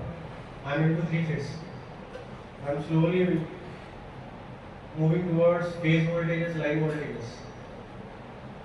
Because ours is a three phase and not multi-phase, right? Our loads are three phase. Clear? Okay. Now if I add all the three, can I write like this? Adding all the three. What about VA, VB and VCA? Voltage which I am generating, phase voltages. No matter which technique I use, tomorrow you may create a new PWM technique. You may. But make sure that instantaneous sum of voltages at any sum of voltages at any instant of those three phase generated voltages should always be zero. Because that is the fundamental property of the three phase sine wave. Here I am not able to get a pure sine wave, I agree. But still, whatever I am generating, it should be such that instantaneous sum should always be zero. That is the basic property. Clear? Sine wave property. So, this is what I am trying to generate. Eventually, the sum always should be zero. We will generate like that, that's it. Take my word. So, this is zero. So, what is VN? 1/3. By the way, generally, if I feed a sine wave to a motor, what about your neutral voltage? VN is a neutral level. VN with respect to ground or with respect to some common point. Then single channel you won't have voltage, right? With respect to something you will have torque. Now I am saying neutral voltage with respect to midpoint, some common point. What is your expectation? What is your expectation? Neutral point voltage expectation. What is your expectation? Should it be zero or non-zero? Should be zero actually. The neutral point should be clamped to zero. But surprisingly, you will find that here the voltage VNO will be non-zero. Okay? But if you give a sine wave to a induction motor, if you observe the neutral voltage, it will always be zero. Because I am feeding with a pure sine wave. But here, not a pure sine wave. Via inverter I am feeding. So this is extra baggage which I will get. Neutral point will be fluctuating. We say neutral point floating. Because neutral point voltage won't be clamped to zero. Its voltage will be changing. We will see the waveform. Okay. Okay. Now I am sorry I have used some handwritten things right now. Now from VNO this one VA is what first formula. I can write VAN. First formula rearrange. In that I will put VNO. Then I have subtracted first and this one. Then I have split this into 2 1/3. 2/3 VMO is split into 2 1/3. Then 1/3 VAB and then 1/3 VAC or minus VCA. So phase voltage is nothing but 1/3 of difference of two line voltages. Similar process I can follow and derive all the three expressions. Phase voltages. Clear? Very important. Now, what is the very popular method of controlling a two-level inverter? 180 degrees inverter. You all know that, I guess. Okay. 120 not that good actually. 180 is more popular. Okay. Now, what are these switching signals? Of what? TA plus. What about TA minus? Complementary. Top on, bottom should be off. Top off, bottom should be on. Complementary. The high and the low. Low and high. Right? Now, what about second level? B phase. B plus, B minus. How A plus and B plus are related? After A plus, B plus should conduct with a delay of 120 degrees. Poles are also, legs are also similar to phase relations, right? So after A plus, what about B plus? If I say this is 180, 60, 60, 60. After 120, B plus. For how much duration it should conduct? Plus 180. That's why 180 degrees more. After that, remove the signal. What about B minus? Complementary. Blindly you can go. Now what about C plus? 240. After 120, another 120. C plus, C minus, Complementary. complementary. Okay, that's it. Right? Now what you have to do? I have to draw the pole voltages first. Output voltage.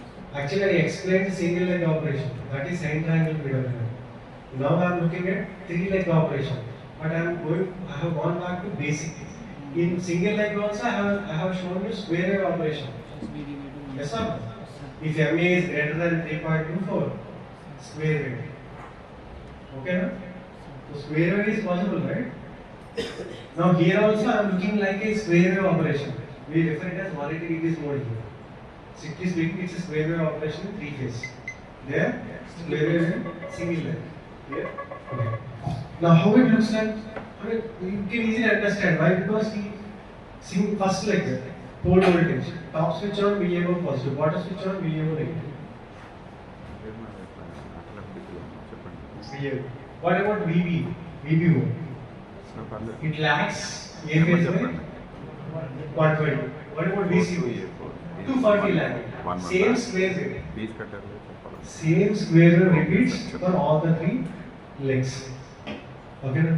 What about amplitudes? VD by 2 minus VD by 2. You know all these things. Right? Now, first step. Draw the line voltages. What is line voltage? VAV. VAO minus VBO. That's what line voltage is. Right? Difference of two poles, right? How to get this one? Difference of these two. Can you see here? What is the difference? Minus VD by 2, minus of minus VD by 2. And no difference. 0. Same level. For 120, what is the difference? VD by 2 minus of minus VD by 2. Difference? VD. Then next is 60. Same level. Difference is 0. Next. Minus VD by 2 minus of VD by 2. Minus VD. Minus CD. So it's like a quasi square wave. 120 high, 60 0, 120 low, low in the sense negative. Another 60, out of 360, 240, non-zero, 120, 0. Line voltages. Can you draw for VBC? Lags this by 120. VCA, lags this by 240. Blindly you can do this. Now what about pole voltage? What about phase voltage? 1/3 of VAB minus VCA. How you will draw? Just look at VAB, VCA waveforms. Judiciously you subtract. Because already I have drawn VAB, already I have drawn VCA the previous slide. Again I have drawn it for your reference VAB. You subtract them appropriately. Here, you will get 3 steps. Why 3 steps? Just look here, only one interval I will explain. Look at this interval. What is VAB? What is this magnitude? VD. VD. VCA should be 1/3 VAB minus VCA. Right? VD minus 0. It's VD 1/3 VD by 3. First is 60. Next step. VD. What is this? Minus VD. VD minus of minus VD. 2 VD. But there is a 1/3 before. Yes? 2/3 VD. That's it. You can see VD by 3, 2 VD by 3 like that. Stepper waveform. Stepper waveform, right? Okay. It's a stepper. Now what about VMO? 1/3 sum of pole voltages. See here, you just look here. What is the sum? The sum product 60 degrees. Minus VD by 2 minus VD by 2 means minus VD plus VD by 2. So again minus VD by 2. Okay. 1 minus 1 plus 1. What is the resultant? Minus VD by 2. What is the expression for VN expression? What is the expression? 1/3 of sum. 1/3 of VD by 2 means VD by 6. Next 60. Next 60. Positive, positive, negative. One will cancel and you will be left with VD by 2. But 1/3 is there. Means VD by 6. Previously negative, now it is positive. Because see here previously negative is more. Positive less. Next 60 shown. VD plus minus cancel. Minus. Minus PD by So minus VD by 6 is 1/3. So VD by 6 minus VD by 6. This keeps repeating. In 160, 180 degrees, how many pulses are there? Plus VD by 6, minus VD by 6, plus VD by 6. 60 degrees pulses. Right? So that's why if you see here, the waveform not drawn to scale. 60, 60, 60. 1/2 cycle, 3 pulses. 60, 60, 60. When you compare it with a pole voltage for 1 cycle, your neutral to DC midpoint voltage VNO, it will repeat 3 times, 3 cycles.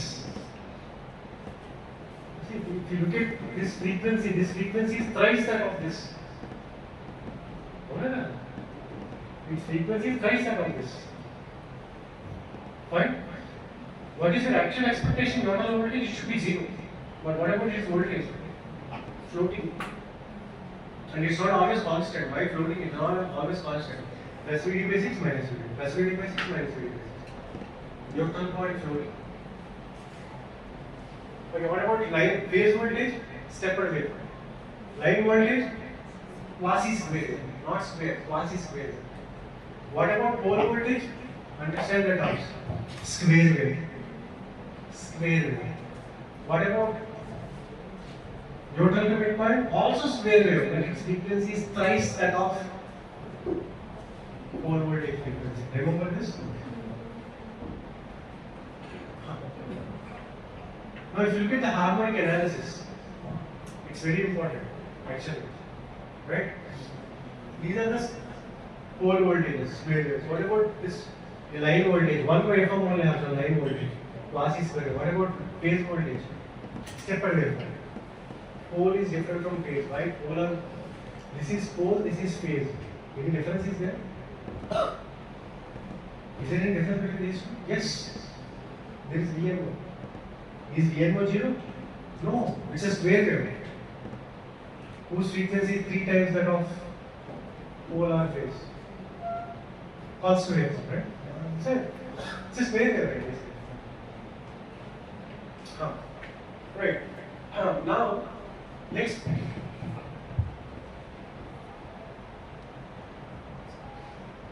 Okay. If you look here, let's look at the pole voltage. Is my voice audible?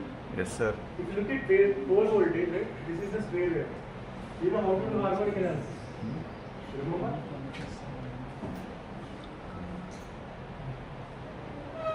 It has an odd quarter wave symmetry. I am not explaining symmetries right away. If you half wave symmetry, you know, f of theta is equal to minus f of theta plus phi. This has got an odd symmetry. F of theta is minus of f of minus theta. Symmetric with respect to this line. The positive and negative, odd symmetry. Symmetric with respect to pi. Half wave plus odd.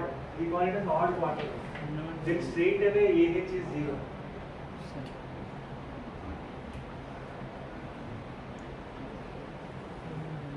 Only VH. That too only odd. Evens are 0. What is the formula? Do you know this thing? Fourier coefficient. Generally, you should write 1 by pi. Since it has got a quarter symmetry, you should write 4 by pi. Similarly, you should integrate over 2 pi. But since it's a quarter wave, only 1 quarter. So this point of 1 quarter means pi by 2. What is the voltage level? VD by 2. I just substituted, simplified. Now what's your harmonic voltage? No A naught, no AH, only PH. That too odd. VH side, H will be. What is the fundamental? Fundamental is H1, 4 by 5 VD by 2. Third, 4 by 3 pi. VD by 2. Okay? 4 by 4 by 5 pi. 5 pi VD by 2, like that harmonic series. This is what? Pole. Pole. This is for pole. Okay.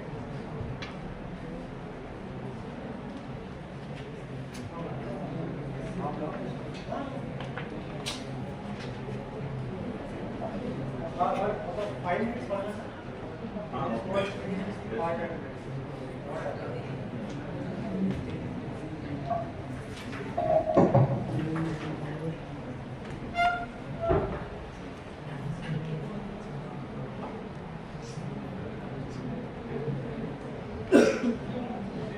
Okay, now if you repeat this for phase voltage, same harmonic analysis. If you repeat, same odd quarter wave symmetry, same odd quarter wave symmetry. చూడండి 0 to pi by 3, VD by 3, pi by 3 to pi by 2. What is the level? Step per day. 0 to pi by 3, VD by 3, pi by 3 to pi by 2 only. Because I have to integrate over only one quarter. Quarter wave symmetry.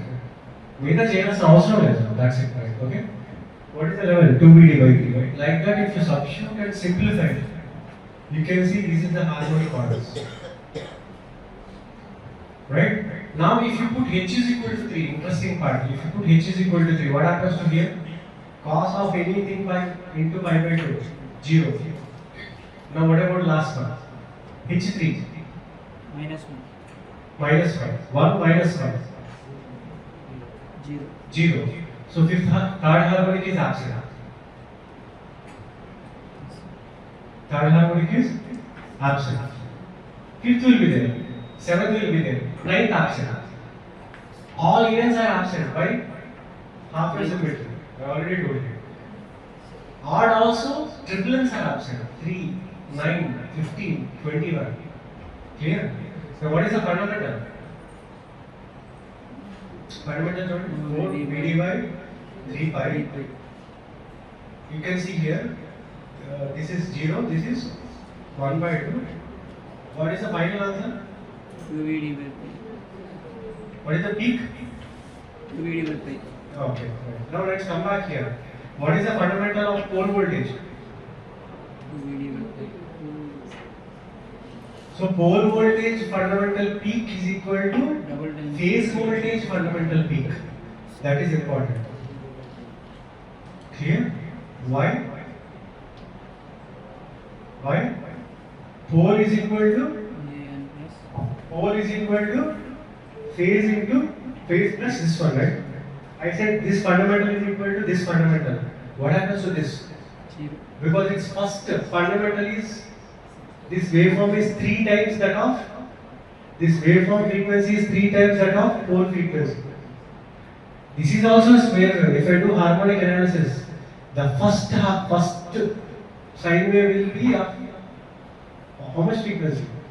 3 times the fundamental frequency. Because this waveform repeats thrice in the same time. This is also square wave, this is also square wave, but this frequency is 3 times that of this. So if I do, this is also square wave. If I do harmonic analysis, here also you will have only odds only 1, 3, 5, 7. But its fundamental is nothing but 3 times that of this fundamental. Okay? So if you are looking here I will have 1, 3, 5, 7, etc. Fundamental here, same. Here, first harmonic itself is 3. It's a square wave basically. What is its frequency? First frequency. You should say fundamental. What is its fundamental? Its fundamental is thrice that of that. Ikkada unna fundamental 50 is 150. Its first harmonic itself is 150. What about here? 50, 50, 150. Next step. 3 times 150. 150. Why? There is a 150 here. Balance should be there, right? I am saying A is equal to B plus C. Here 50 is there, 50 is there. Here 50 is not present. Here 150 is there. 150 is here. That's why third harmonic is absent in phase voltage. Okay. Now same thing is observed in line voltage also. Why? What are line voltages? Difference of pole voltages. Difference of pole voltages. Okay, we'll continue, right? So I have put some simulation platforms. Then we'll look at side triangle PWM for all the three legs. Once you are done with that, we'll again show that okay, I am controlling fundamental and pushing harmonics to higher side. Once we are done with that, we'll look at another variant. These third harmonic side triangle PWM. Special case. Then SC PWM, very important. But 2-level inverter. We'll use same equations, same derivations. We'll always try to compare the latest with the previous and see how we are progressing. Okay, so that you can use this and you can use these techniques for any new converter or new converter. If you know the fundamentals, you can easily analyze. Okay, we'll continue, right? Any doubts you can ask me in the afternoon session. Thank you.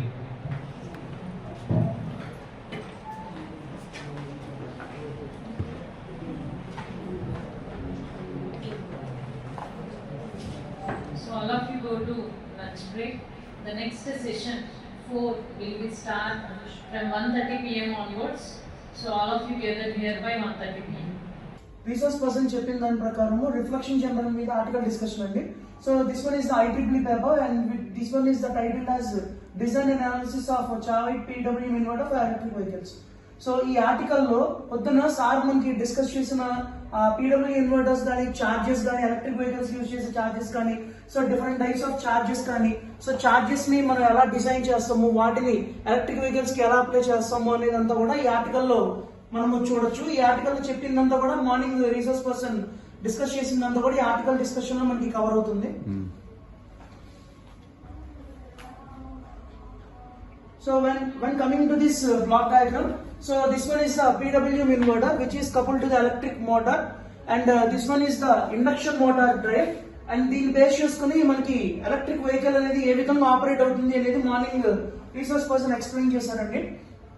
So ఈ IEEE general లో ఈ reflection general లో మనకి block diagram అంతా కూడా పొద్దున resource person మనకి discuss చేశారు.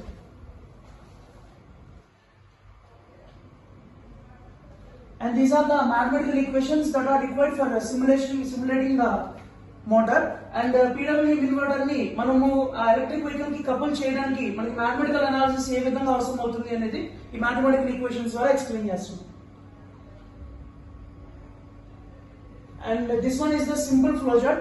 So morning as a research person discussed all the procedure from starting to ending, entire the process is covered in this flowchart diagram. And this one is the final block diagram for implementation setup and this is the how the PWM inverter is coupled to the electric vehicle.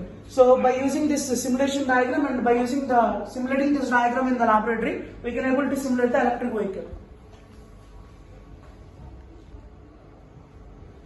And finally, these are the results expected from the PWM simulator, which is coupled for the electric vehicle. And this one is about the discussion of reflector general that is happening in the morning session today.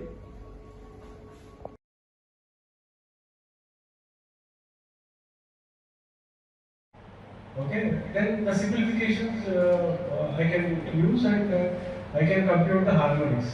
Okay. Right, and this is the harmonics present and now I have level shifted back. Why? Because my original axis is here. I have done simplification by shifting the axis. With respect to this axis, I derived this equation. Now I have to go back to the original. Why? Because the rest of the two equations I derived taking this line as my reference. So I can modify the equation. I have to what is the phase shift? 5/6. So I have added here 5/6. That's it. Okay. So if you do here important point, please as well as look at the three-phase. I'm skipping with some of the parts. Okay. Now let's look at the three-phase inverter. What we have analyzed only leg A. What about leg B? Same logic. Control signal more than triangle, top switch on. Control signal less than triangle, bottom switch on. Same logic. Right. So this is the waveform. I copied it from NetMohan with blurred waveforms. Okay. Now instead of looking at pole voltage, I am looking at A with respect to negative bus. Look at the waveform. VAX. VAX. I am not looking at VAO. What is VAX? Top switch on. What is VAX? When the top switch is on, VD. No, VD. When the top switch is on, what is the potential of this point with respect to this? If this switch is on, what is the voltage across these two points? If this switch is on, VD. If the bottom switch is on, what is this voltage? 0. If this switch is on, what is the voltage of this point with respect to this point? 0, short. Top switch on, the voltage across these two points is VD. Bottom switch on, voltage across these two points is short, 0. Pretty simple, right? Okay. Is this clear? Now, what I am looking at exactly, what is the difference between VAX and VAO? What is the difference between VAX and VAO? Your VAX is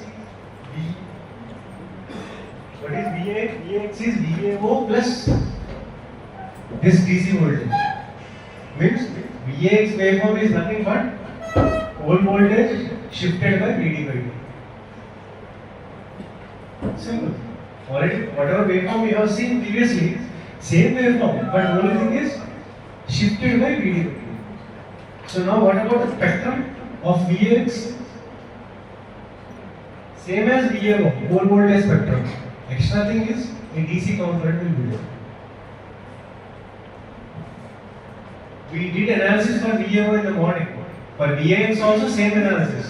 Only difference is one DC component will be there. Hope you understood? Okay, now what is the logic? Top switch on. Let's look at A. Top switch on. What is VAX? VD.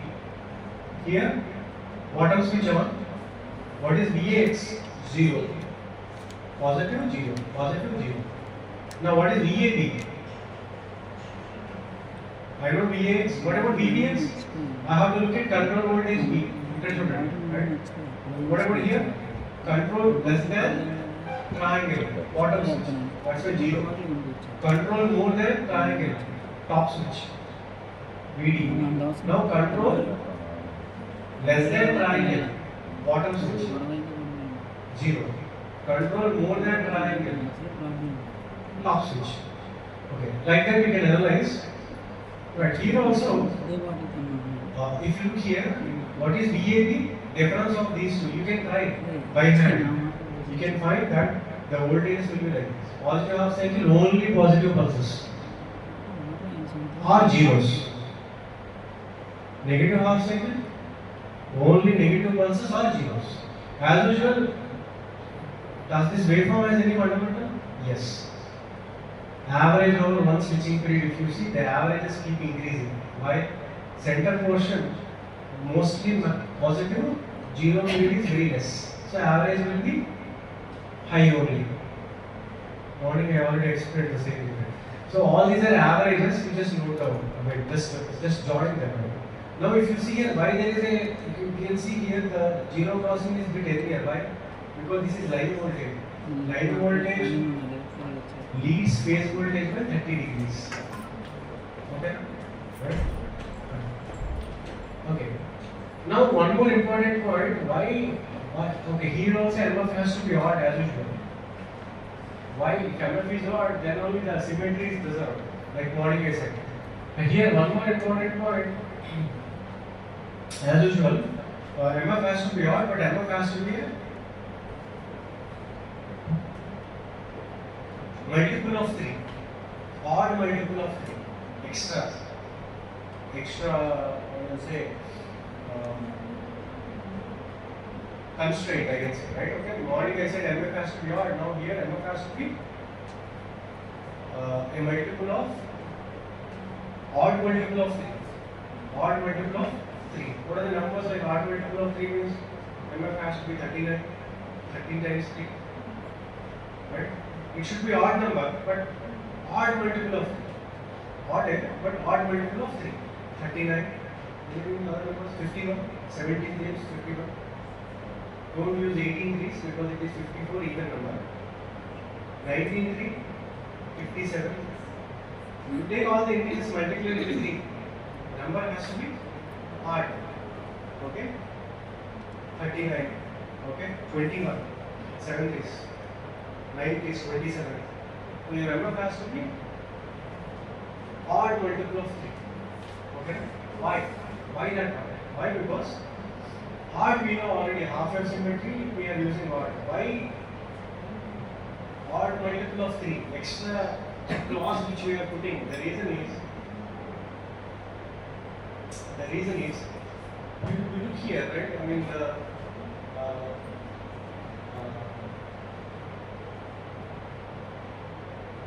what is the phase shift between DN and DBN? 120 degrees phase shift. Okay, 120 degrees phase shift. Okay, now if you are looking at MFth harmonic,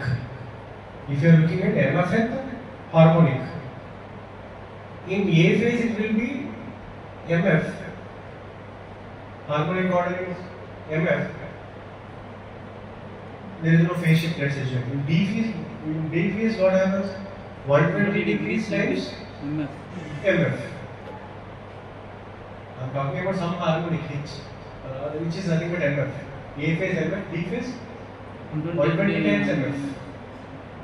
120 times MF. I don't want this harmonic. I want to cancel this harmonic. Why? Harmonics have to be cancelled. Significant harmonic is MF. Lowest order, significant MF. So in A phase it's MF, B phase 120 times MF. Now if MF is 3 for example, what happens to this number? 360. Means previously I said MF 0 degrees, A phase. Here 360 means again 0 degrees. Means this MFF component in B phase and A phase are in phase. In phase with each other. If they are in phase, what happens to the line voltage? Difference gets cancelled.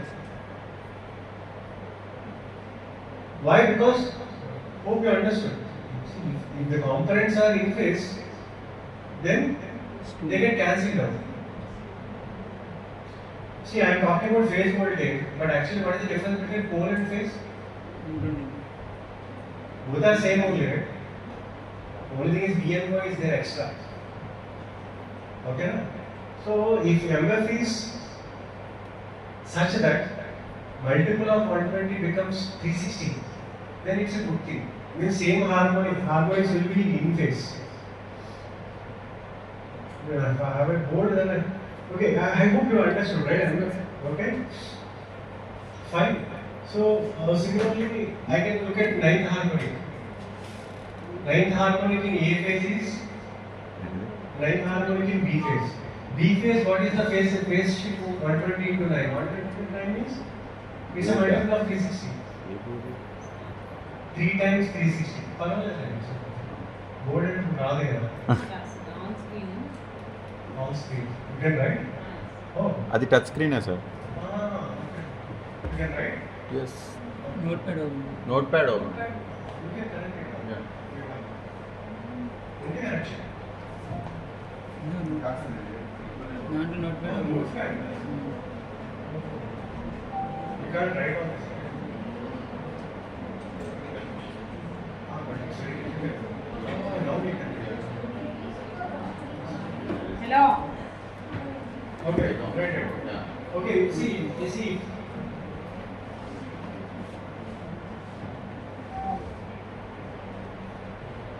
So, in A phase, there is some MF component. Okay. So in B phase, what happens? There is MF into 120. There is a phase shift of 100. Now if MF is 3, So if B phase is MF into 120, if MF is 9 or 15, whatever is option. What about the component in VBO tangle becomes multiples of 360?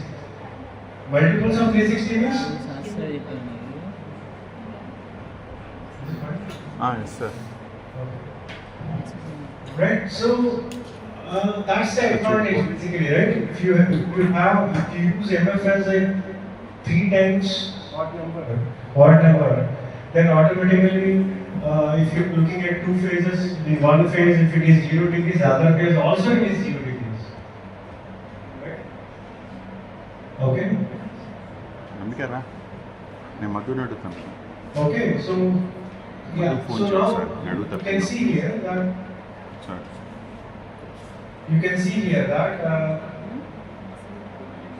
MF is 0 here.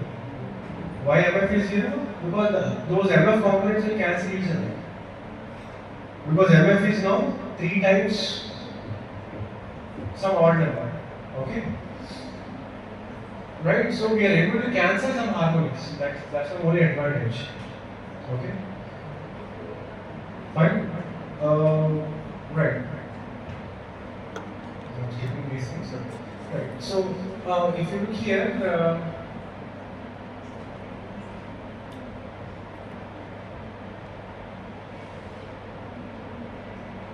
okay, now what's the single leg? Single leg pole voltage is MA into VD by 2. What about the phase voltage? MA into VD by 2, right?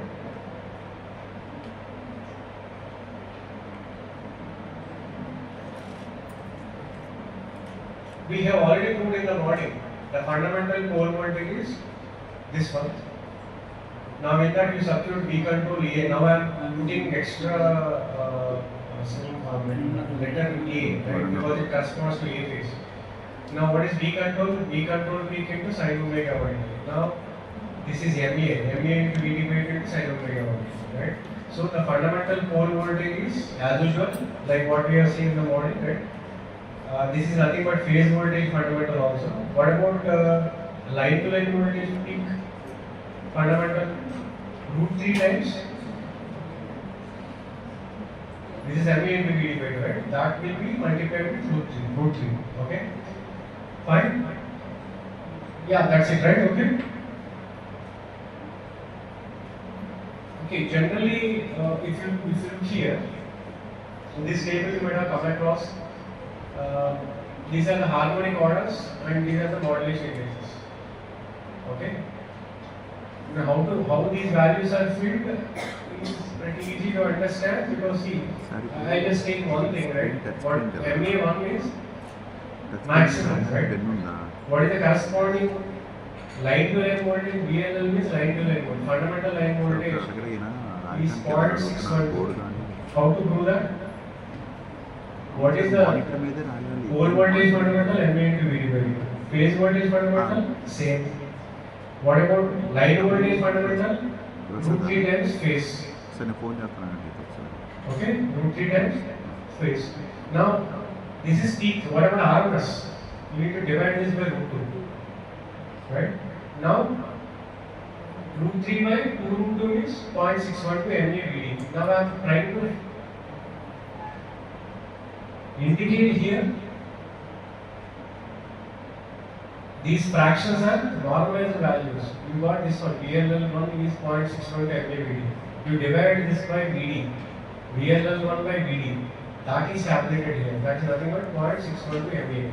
Now MA1 means the normalized value is 0.61. Okay. Similarly, if MA is 0.8 means multiply 0.61 into 0.8. This is the value. So these are the fundamentals as the modulation index is varying. What about these fractions? VLLH by VD. Their numbers, who has given these numbers? People have done practical experimentation and given these numbers. And these numbers are valid for mostly for whatever value of MF.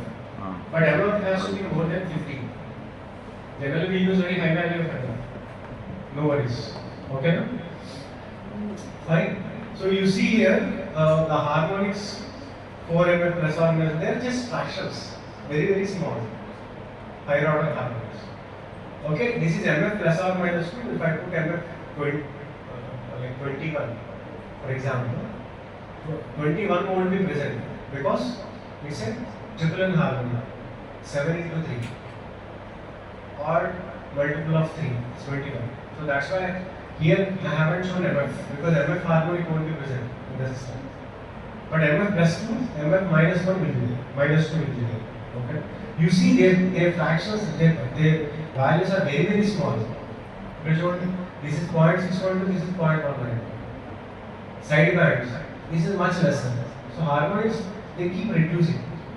That's one of the advantages. But also the corresponding impedance keeps increasing. The corresponding current will be very less. Okay? Right. So if you look at the FFT analysis, this is for pole voltage. Plus 300, minus 300. Look at the harmonic spectrum. Very important. What is this? Fundamental. You can see first set of harmonics. Where it is? I have run this program for MF21. That's the first set is around 21 and then side bands. I said 21 harmonic will be absent, but why it is present here? This is not pole or line voltage. This is not phase or line. This is pole voltage. Pole voltage it will be present, but that will be absent in line voltage. Why? Line voltage is difference of pole voltage. In VAO there will be 21st harmonic. In BBB also there will be 21st harmonic, but those who are in phase. Because fundamental there is a 120 degrees phase shift, but now there is a 21 times 120 phase shift. 21 times 120 is again 360. That's why in pole 21 harmonic is present in pole. But if you see here, next slide, in pole, in phase voltage, 21 is absent. Central zone 21 is absent because this is phase voltage. Okay? Right? Then next set is around 2 MF. Next 3 MF. 4 MF, etc. Right? Now, what about this line voltage? I have simulated it for MF 21. MA is 1. MA is 1. What is the expectation? Now, I have written here fundamental. You can use calculator and see. What is the peak value of the line voltage? I have written 0.612 into MA into VD. 0.612 into MA into VD. MA is 1. 0.61 into 612 into VD. 600. What is the number? This is RMS actually. What is the peak? √3 into VD by 2. What is the line voltage peak? What is VD by 2? 300. 300 into √3. It turns out to be around 513. It turns out to be around 513. This value are found. Okay. Right? I'm saying in the A phase, right? I'm saying it is 21 omega t, one frequency. In B phase, I'll say BAO, BBO, okay? So in B phase, I'll say 21 times omega t minus 120. Why? Phase shift of 120 degrees. What is this in B phase? Sin 21 omega t minus 21 into 120. It turns out to be multiple of 360. Check this one. Because it's 7 into 3. 3 into 120. 360. 7 into 360s. 0 degrees. So this will be approx. This will be not approx. Exactly 21. In A phase also sin 21 omega t. B phase also sin 21 omega t. What about line voltage? VAO minus VBO. What happens? These two get cancelled. That's why here it's 0. Simple. As simple as that. Now what about phase voltage? You may get a note. A line voltage is fine. What about pole voltage? Because pole voltage is 1/3 of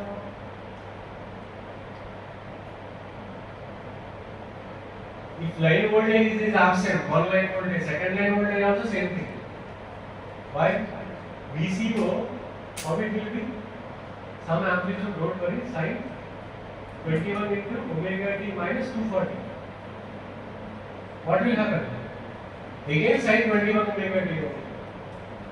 Something into sine. Because this again 21 times 240 is 360 only. So here also, what is VCA?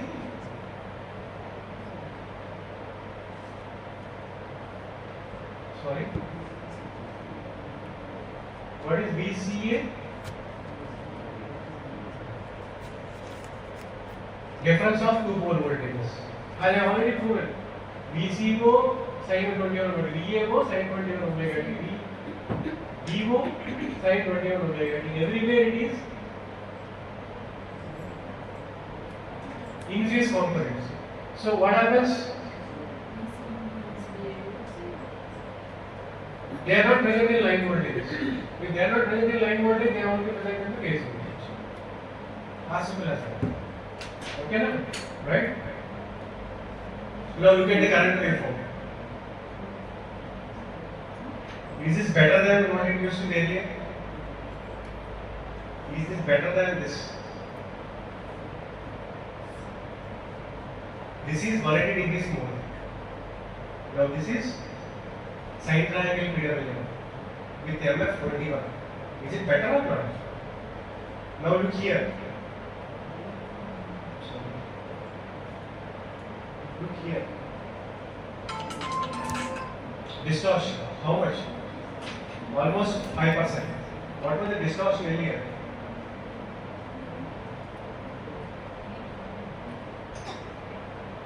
Why? In 180 degrees mode, we have every harmonic 1, 3, 5, 7, 9, 11, etc. Okay. Of course, in phase and line voltages, triplets are absent, I agree, because there also there is cancellation. But in sine triangle PWM, I have shifted the harmonic spectrum to MF multiples. It resulted in high impedances for harmonics. Less distortion in the current. That's the current waveform is also smooth, look-wise. See how smooth it is. Better.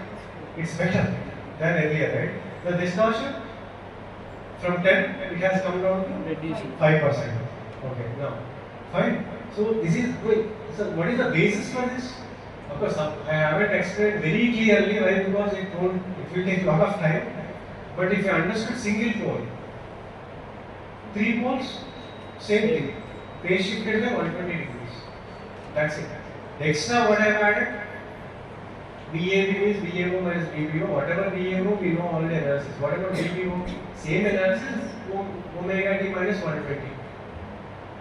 But I want to eliminate some harmonics judiciously. How? Make MF triple L, multiple of 3. Then that harmonic can be eliminated. It's always advantage if you can eliminate some harmonics. Distortion will reduce. That's why, no doubt, we have pushed to higher frequencies. We achieved that. Apart from that, we are able to eliminate triple L harmonics also. Extra advantage. If I choose MF, some multiple of what? Multiple of 3. Okay? Always remember that. Okay, now let's see, we have to go one step further. Now what is the maximum here? I will just put a straight question. This is the phase voltage, right? What is the maximum here? NRI maximum.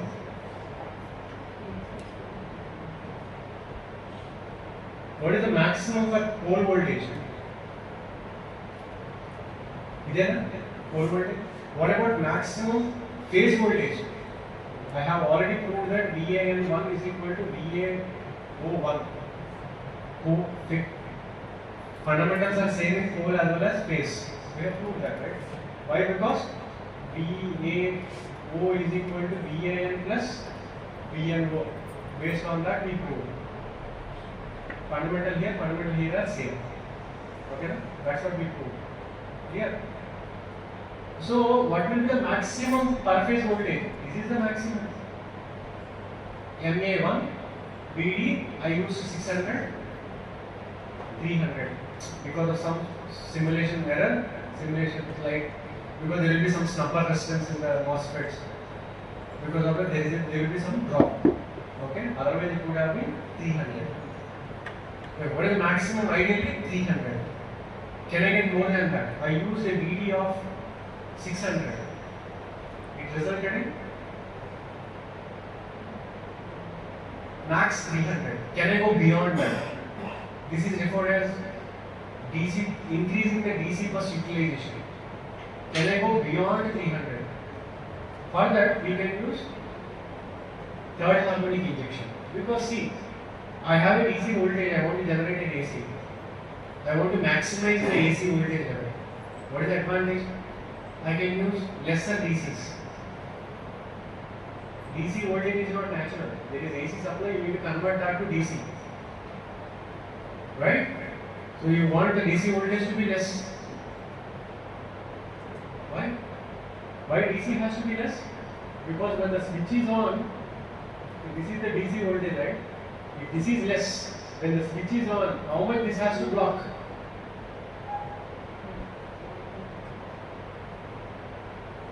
Each switch has to block entire DC voltage when it is not conducting. So the device stress will increase. More radiant device has to be used. So now what I am trying to do is, if I can generate more output voltage with less DC voltage, clear? Then what happens? I can use less DC here, right? I can decrease this voltage. Then automatically device stress will decrease. Okay, ma'am? Right. So how to do that? We do that using third harmonic injection. What is exactly third harmonic injection? We'll see.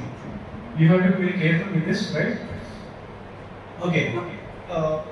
Again, if you see here, it's easy only, but follow it carefully. Okay. So if you see here, again I am looking at a triangle where only half of the switching period. Can I call it as half? Why? -2 plus peak. Then it should again come back, right? What is a full wave?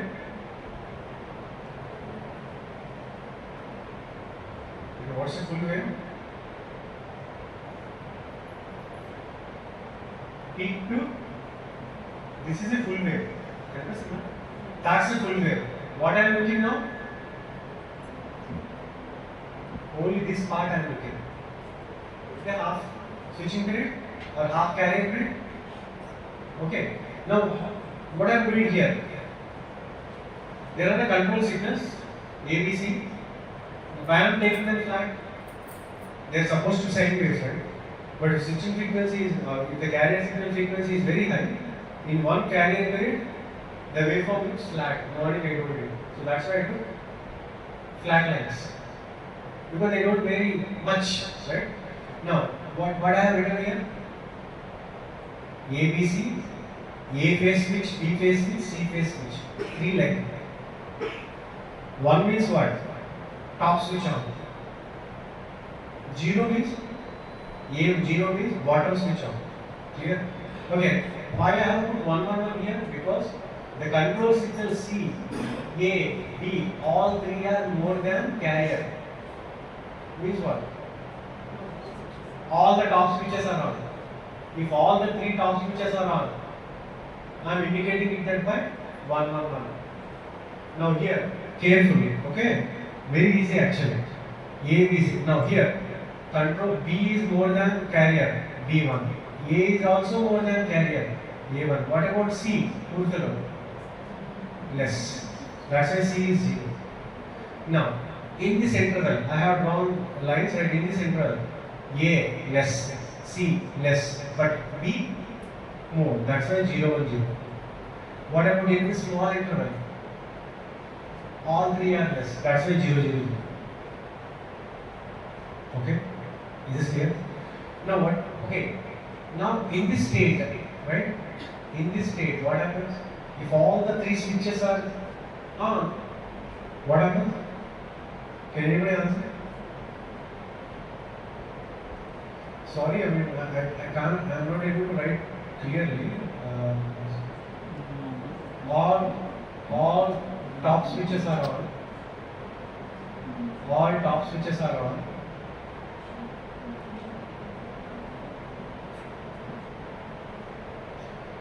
Okay, top switch on, bottom off. Top switch on, bottom off. Top switch on, bottom off. B. This is C. Okay, now what is this voltage? I'll say. Okay, now? Now what is the voltage here?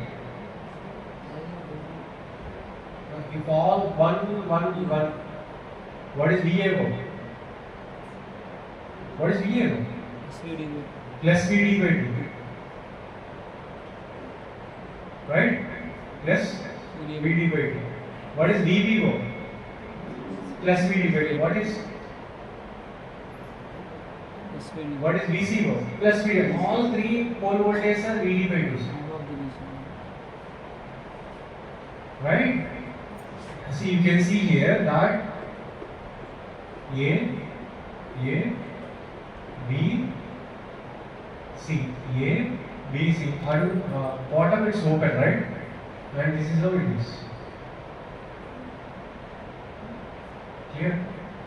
This is how the circuit is, right? And A is connected to some 3 phase. You know how the circuit is closed, right? Wash here.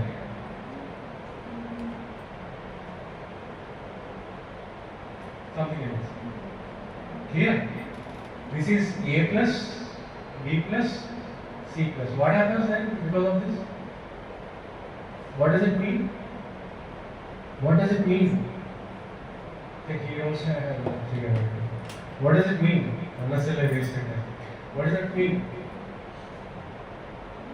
I think this is more informative. What does it mean? Load is not connected to source. It is shorted. Load is shorted. Is there any power transfer from source to load? No. Can I call it as a zero state? Yes, because there is no power transfer. What about 0, 0, 0? This time bottom switches. So again load is disconnected to source. So 0 state. What about 1, 1, 0 or 0, 1, 0? Active. Why? Okay. Right, now if I say 1, 1, 0, 1, 1, 0 means this is on, this is on, this is on, this is O. What is VAO? Plus VDO. What is VBO? VBO separate. It's minus VD by D. Why? It is connected to. This is plus. This is plus minus, plus minus. What is VCO? Minus VD. Are the load points connected to the source? Previously also connected, but only thing is previously it is shorted. Along the shorted. 1, 1, 1, 1 means it's shorted like this. Or 0, 0, 0. Shorted by your bottom switches. Load shorted. But here, it's not shorted. Why? Current will flow through the source. Current will flow through the source. Ikkada no flow from source to node. But here the current will flow through the. Are you able to understand?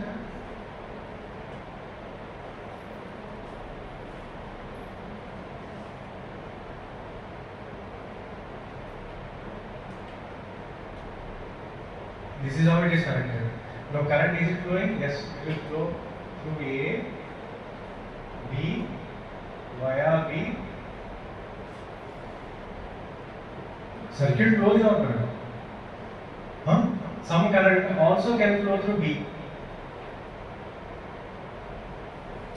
Means load is connected to source.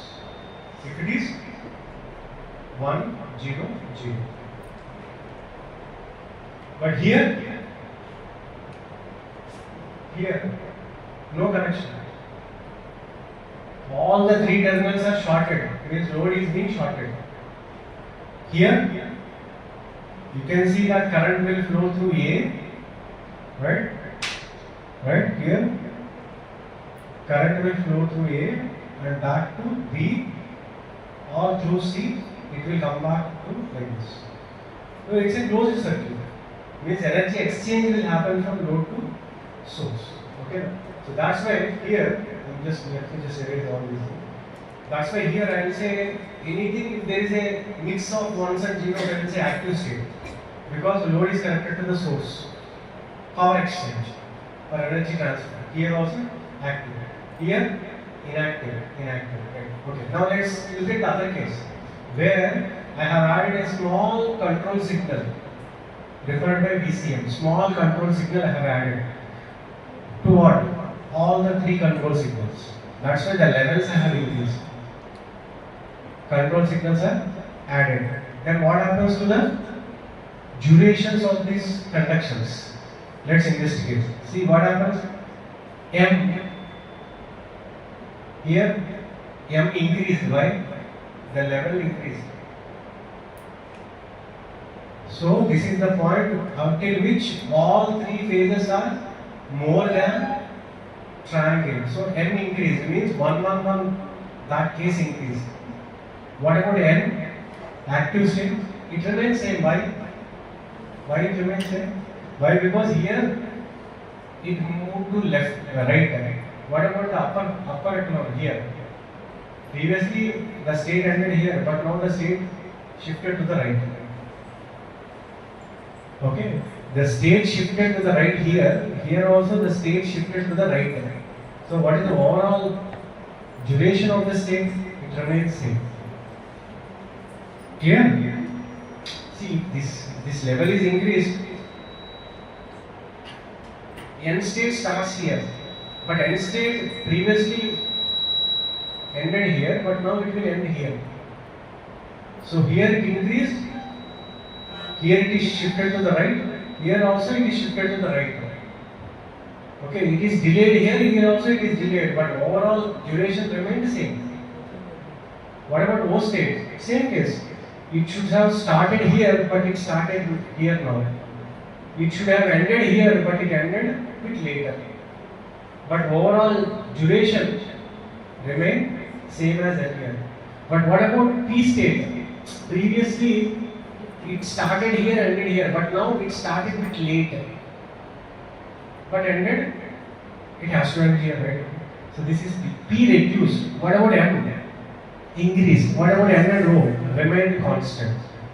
Means, but one important point you should observe, but M plus P is same as M plus P here also. M plus P is same in both cases, but N and O remain constant. Means if I add a common mode signal which is same for all the three phases, then the active states won't change. Their durations won't change. Only zero states duration will change, but the sum of the zero states remain constant. The sum of the total duration will remain constant. M plus 1 will remain still, M plus P, sorry, will remain the same as here also. That is very important observation. Is this clear? Now, which signal comes to the mind? I need to add is, what are this VA, VB, VC control? Sine waves. So I have to add a control signal which affects all the three waves similarly. Which signal should I add as a common mode? Have you understood my question? I need a signal. If I add that to a sine wave, all the three phases, the resulting waveform should also look identical. Third harmonic. You got my point? See here.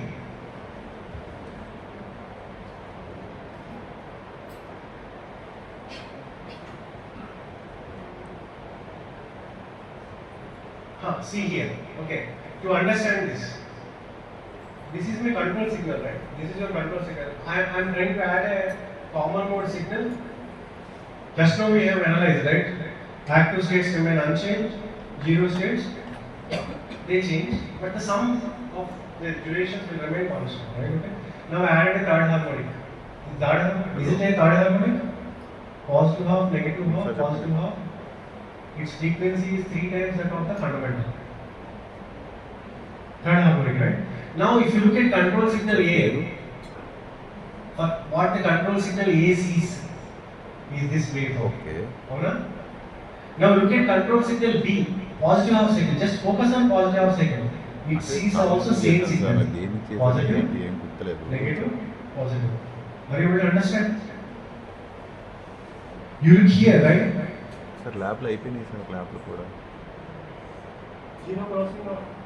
ఎలా చెప్పారు sir మీకు lab Okay, if you look here, ఏమైంది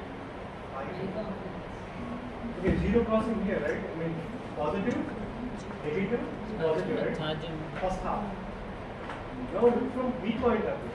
B point of view. B point of view. What do you see? Positive, negative, positive, negative. Look from C point of view. Look from C point of view. C point of view. Positive half cycle. What it sees? Positive, negative, positive. Means every control signal positive half cycle will ఎవరి దగ్గర ఉన్నాయి similar kind of effect. See here, positive, దాంట్లో ఉంది negative, positive. ఇది ఉంటుంది This control signal sees one positive, negative, and one positive. What about this control signal? Positive also it also will see positive, negative, and positive again. Okay. So if I add third harmonic components, their impact will be felt same for all the three phases. Only third harmonic component will have this feature. Are you able to understand? Look here. The impact of third harmonic. Now look at control B. Impact of third harmonic. Same, both look same. Look at control C. What is the impact? Positive half cycle. The control signal looks same, right? సరే sir What the control signal sees is same sir మీరు common mode voltage. Right? This is your common mode voltage. This is your common mode voltage. The control signal sees this kind of common mode voltage. అలా కాదు sir. Next control signal, మీరు మీ statement open చేయండి positive half cycle. It also sees same లేదంటే NRI to labs waveform. Control signal C. It also sees positive half cycle. It also sees same kind of signal. Means if I add a three-phase, if I add a third harmonic component, it will impact all the three phases equally. Right? Then whatever statement I made, if I add a same level of control signal to all the three, then active states will remain unchanged, zero states will change, but the sum of the periods will remain constant. This is very, very important. Okay? So let's see here. What I am doing now is, what is the aim now actually? I want to maximize the fundamental voltage. It is MA into VD by 2. I want to go beyond that. I want to go beyond that. Okay? So what I will do? Original is V control A. What I will do? V star. What is V star? After adding a common mode signal to the control signal, I call it as V star. Now what is this V star? This V star I will compare with triangle. This V star I will compare with your triangle. Okay? Clear? Which component I added? Only third harmonic. Only third harmonic. Now, what about control signal B? I have clearly written. There won't be any confusion at all. Right? Okay? Plus, same third harmonic component I have added for C. Same. Now, from previous discussion, what we know? Average pole voltage, average number 1 switching period is V control by V triangle peak. But V control, instead of V control, what I should do? V control star. because I am comparing now V star with triangle wave. I am not comparing V control, I am comparing V control star. Shifted waveform. Clear? Actually, sine triangle PWM, whatever waveform you compare, that waveform it will try to mimic that waveform. So I compare V star, that's why V star is appearing in the equation. If I control only V, if I compare with V only, V control will appear in the equation. Okay? Okay, now. So, if you are looking at average pole voltage over one switching period, it is proportional to V star. Previously it was proportional to V. Okay? Now what about the line voltage? Difference of any two pole. Okay? What is the pole voltage? Means I have to take the difference of VA or VB. Just take the difference of these two. I can rearrange and write like this. But okay. But what is V control star? V control plus VCM. What is V control star please? Right? Now what happens to the VCM? Cancels. Cancels. Now it's simply V control A minus V control B. But what about V control A, B and C? They are sine waves. The instantaneous sum is always 0. So what can I do? Right? You remember that? Okay? So that's fine. I'll come to that. So whatever common mode signal you added in, that appears in pole voltage, but that won't be present in the line voltage. Why? It gets cancelled or not getting. Right? Okay. Now what about line phase voltage? 1/3 of lines. Right? Now how to write that? What is VAB? Just now I got the equation for VAB. It is bereft of VCM. VCM is not present here. Okay, na? So I have substituted the same here. VCM means instead of AB I should write C and A. Right? Now what about here? These two I have to add to V control A. What about this one? You know very well that sine wave, this equation is valid. Sum of three sine waves, instantaneous sum is always 0. So V control A plus V control, V control B plus V control C should be equal to minus V control A. So if I put minus V control A, minus of minus plus, it's 3V control A. 3 gets cancelled out. This is the equation. Now what do you see? Phase voltage is not dependent on star. Right? Pole voltages are proportional to or dependent on V control star. But your phase voltage is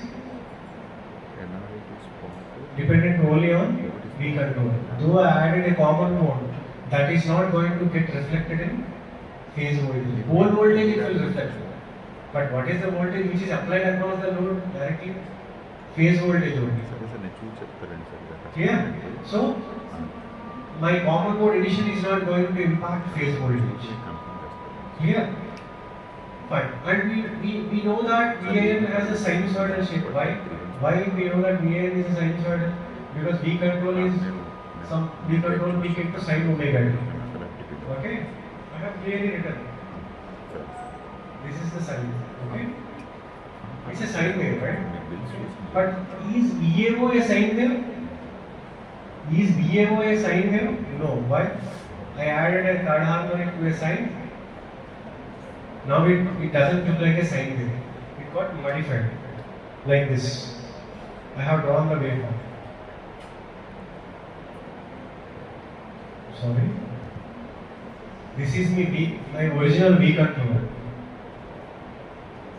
If I add a third harmonic, what about V control star? It's not a sine wave. It's a flat topped wave. It's a flat topped wave. That you should remember. Okay. So your V control A is not a sine wave no longer, right? So what happens to your pole voltage? It's no longer a sine wave. That is important. But your phase voltage, it's a sine wave.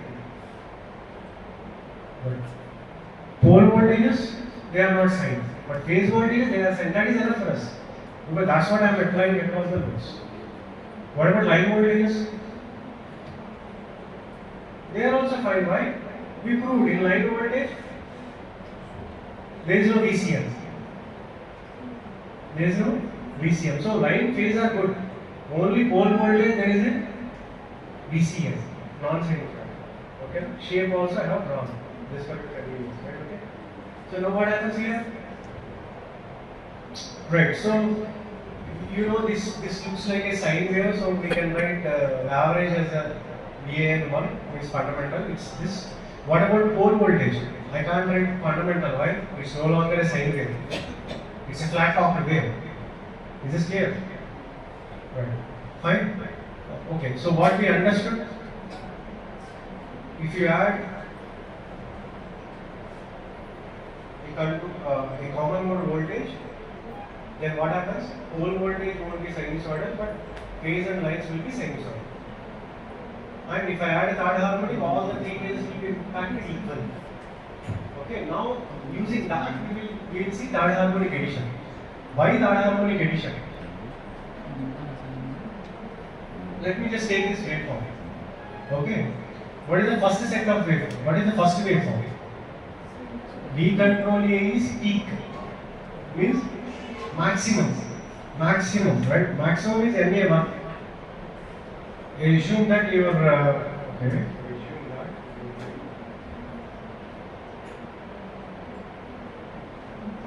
assume that your triangle wave is like this. Spiral wave.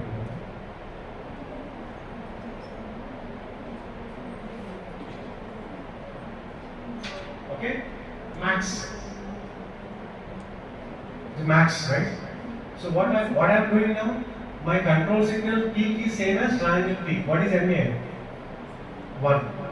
But now what I'm doing? I'm adding a VCM. What happens to your V control star? No longer a sine wave. What is happening here? If you look at the peak value, it is decreasing. Advantage or disadvantage? Advantage. Let's see why. So why it is decreasing? Because this negative one is pulling this down.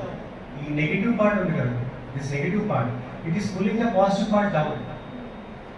That's why flat top. But what is that? Right. Okay. Now I'm trying to go beyond 1. See here, I went beyond 1. Is this a problem? No. Why?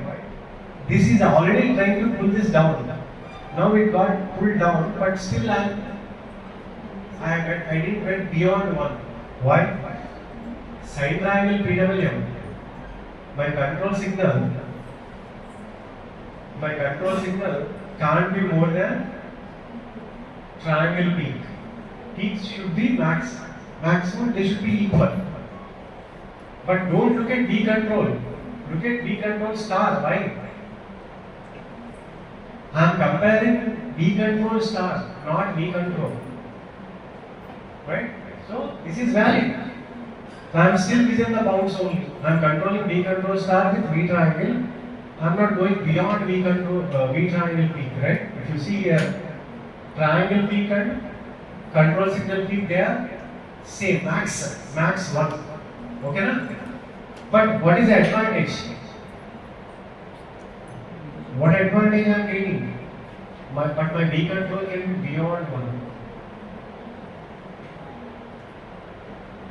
Adopted. Triangle is compared with V star. V star max 1, V triangle peak max 1. I can't go beyond that. No, I am not violating. Okay?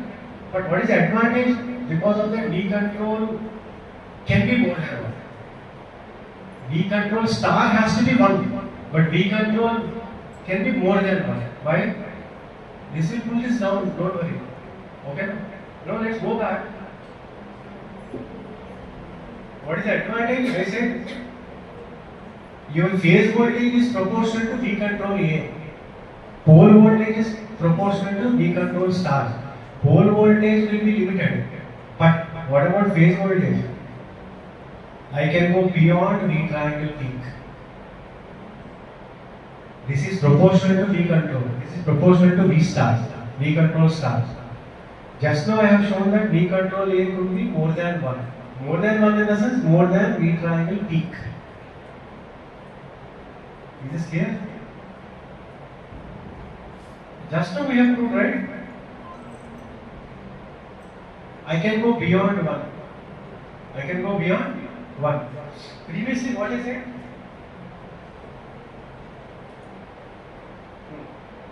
It's here, right?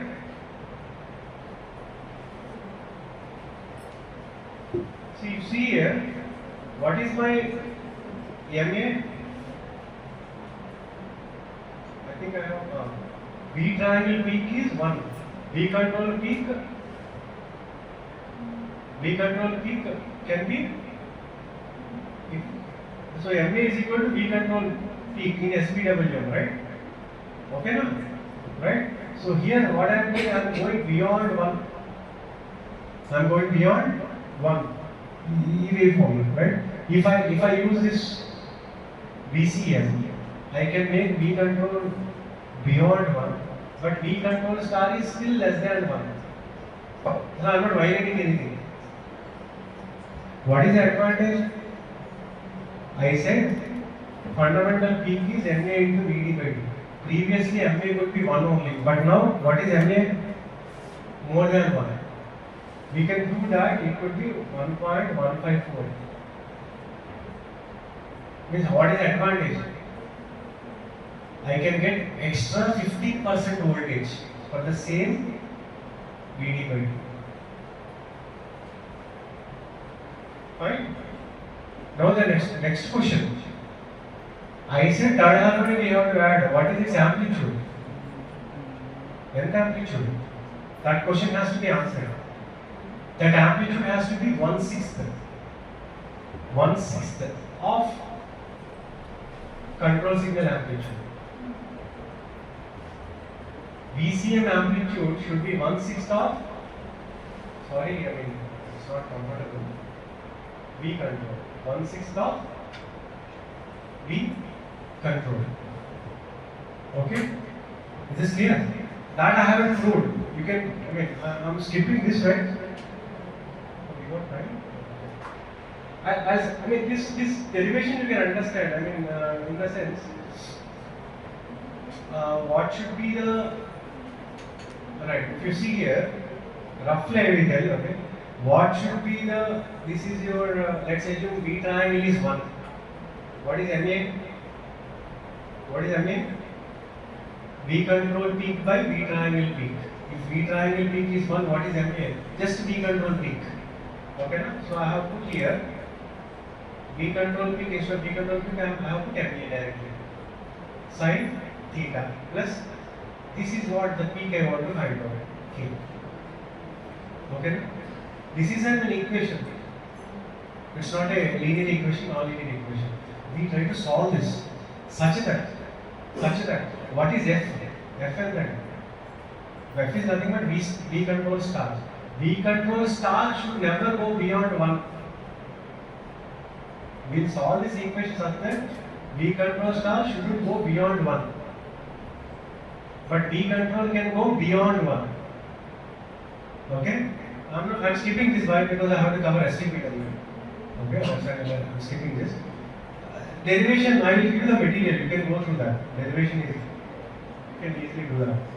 So, by solving these equations, we will find that MA could be 1.154. Directly explained using these waveforms. Okay? Here. Right. Now, what is the advantage? As usual, or simulating waveforms. What is the first waveform? Pole voltage, maximum 300, minimum minus 300. You can see here, what do you see here? Extra. What is this part? Third harmonic, because I added a third harmonic, it will ATAL. Because pole voltage is dependent on V control star, and V control star is V control plus VCM. VCM is a third harmonic component. So definitely there will be a third harmonic component extra. Okay, right? Now what about okay, voltage? Don't worry, the spectrum will be similar. Sin triangle BW spectrum. Now let's look at this one. This is interesting. There is no third harmonic. Why? VCMs will be cancelled and phase voltages. This is phase voltage waveform. Now what about the fundamental? This is interesting. Previously it was around 300, but now 1.154 times 300. You can do the math. 1.154 extra I am getting. Previously it was phase voltage.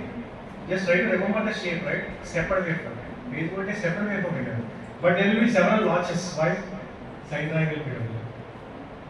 Okay? Right? So you can see here that things have become better. You are able to generate excess. What should be the VCM magnitude? 1/6 of V control amplitude. Proof I haven't explained, but I hope you understood. Right? You can easily tell. Whatever the line voltage, previously some 530 or something. Now it is again 543 again. Now it is 15% extra. We are able to generate more. What about the spectrum? As usual, MF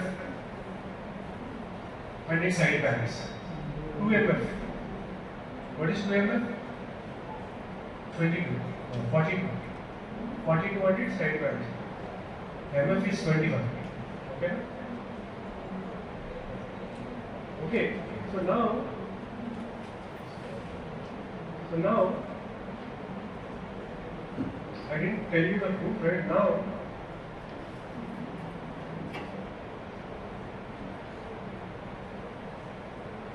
Okay. So we looked at sine triangle PWM and we have seen that maximum phase voltage is MA into VD by D. In third harmonic PWM we got 1.154 into MA into VD by D. MA could be maximum 1 or output. We got 15% extra. Right now same kind of 15% extra we can get using space vectors. Space vector PWM. But there is another advantage. The harmonics will be further reduced. If you look at the last you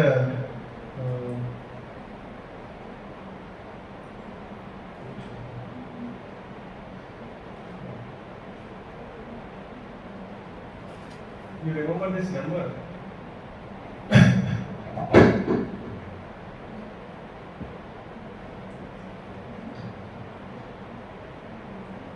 Just remember this number, 52%. Okay, 52%. That's it. Okay, let's look at space vector PWM. To explain this, or to make it simple.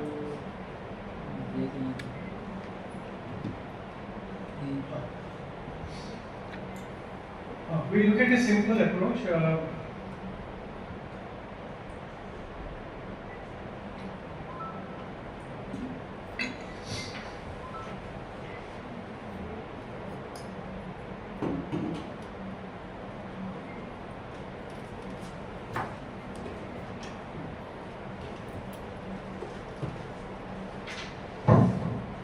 If you look at space vectors, right? I mean, you might have studied induction motor.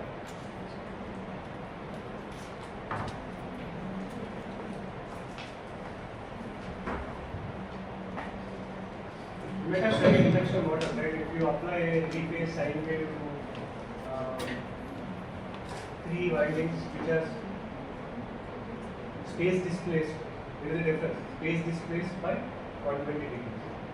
But the input voltage has to be time displaced or phase displaced. If you apply phase displaced voltages to the 3-phase winding which is space displaced, phase related to time, space related to angle, right?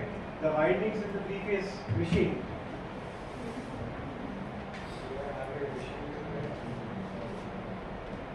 Okay, the windings have to be something like this. I guess most of them know this.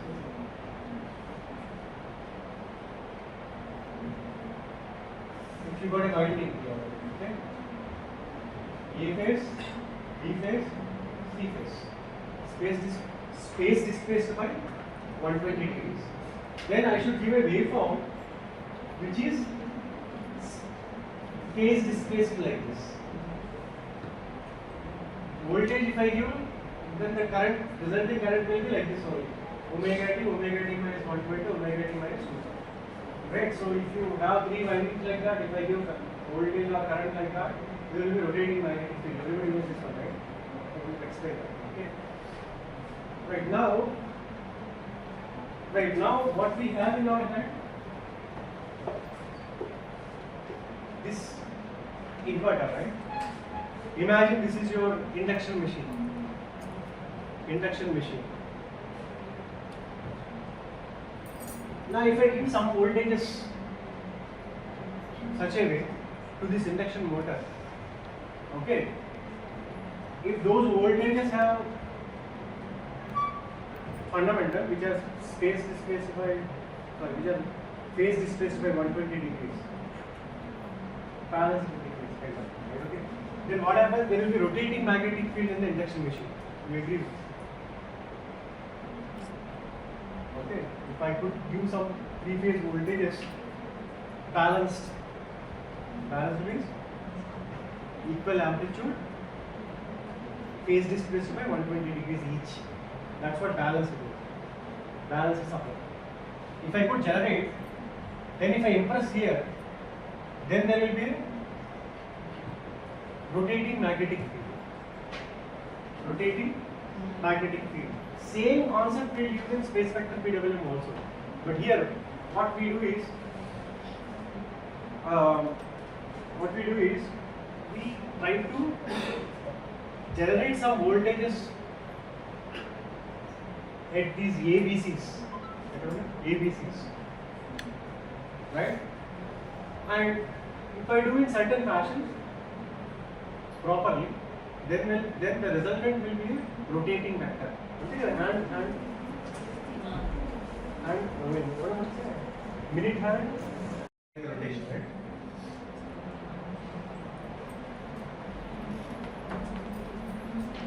Right. What about V1? I should apply for T1 time. V2 I should apply for T2 time. V0 or V7 I should apply for T0 time. So what I am looking at, volt second balance. Volt second balance means if I want VR to be here for a certain amount of time, okay, this volt second product should be equal to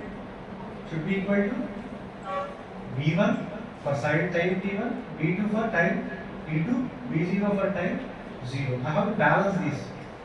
But shall I keep T1, T2 always constant? PS has to be constant. Right? Okay. See, I can never realize a very smooth rotating vector. Step angle has to be at least 2 degree, 3 degree or 1 degree, right? Means it's like a hand moving, right? Clock hand. It will stay there at least for 1 second. Seconds clock, seconds hand. 1 second on ఉంటుంది. That 1 second is TS. Imagine like that. That 1 second treat it as TS. How I can place that hand here for 1 second? I have to apply V1 for T1. I have to apply V2 for T2, V0 for T0. Such that I can place VR at the desired location. Volt second balance. Okay. Okay. Now what is TS? Sum of these three, right? For example, I have to put for 1 second this thing. 0.2 second T1 and V1 I will put 0.6 seconds I will put V2, 0.4 seconds I will use some geo vector. Because I want to manipulate VR also, amplitude. Okay, fine. So that's what we are trying to do here, right? Right. Okay, so fine. Now next question. To realize VR, why should I use only V and V2? To realize VR, can I use V1 and V3? Valid question. Can I realize VR using V1 and V3 or not? Change or practically? Can I realize VR using V1 and V3. Yes, it's possible. But why do you don't do that? Because I want this. What I am applying, a fraction of a second I am applying this. What is the error between actual and desired? This is the error. Now, what I want is this much, but what I have is bit large. This is the error. If I am applying this, I want this, but I have applied this. So that the average is here. What is the instantaneous error? This much. But if you apply this, what is the instantaneous error? Too huge. Too huge. The instantaneous errors are the reason why there is always a distortion. You are not getting what I am saying? In side triangle PWM also, I marked the average sine waves.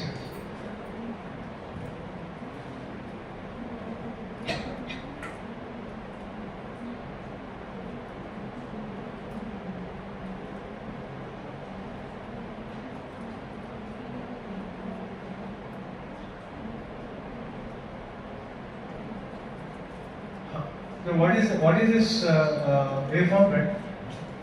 This is what I want, desired. What is actually I am applying? This much. What is the desired? This much. This is the error.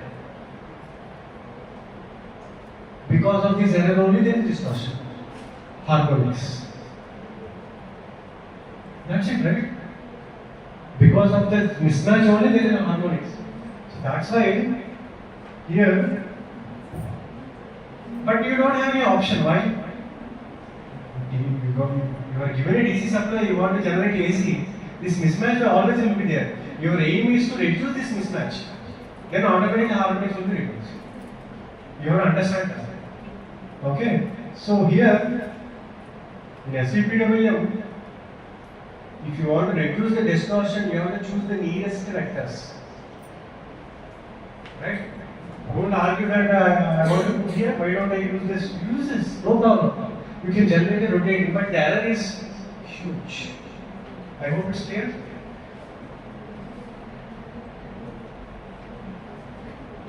Right? I hope you understood, right? Now let's see. This is what I explained very clearly. If I choose this, what happens to the error? If I choose that, what happens to the error? Right? So I hope you understand, okay? If I use V3, the error is very large. That's why we generally use the nearest vectors. Nearest vectors to realize VM. Okay?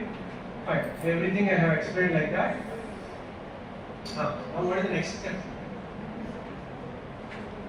I want to put that hand at certain location for 1 second, let's assume. 1 second is very huge time because I am trying to generate a fundamental which is of 20 milliseconds. Fundamental. Right? Means your rotating vector should complete 360 degrees in 20 milliseconds. Right? 360 degrees in 20 milliseconds. Okay, 2 degree okay? Or 5 degree? 360 degrees, 20 milliseconds, 5 degree means? How much? To 20 milliseconds?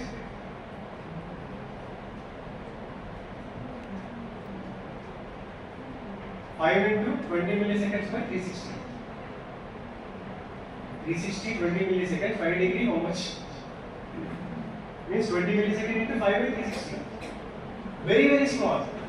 For that small amount of time, I have to place the VR at that position. Your TS is that much small. 5 degrees there.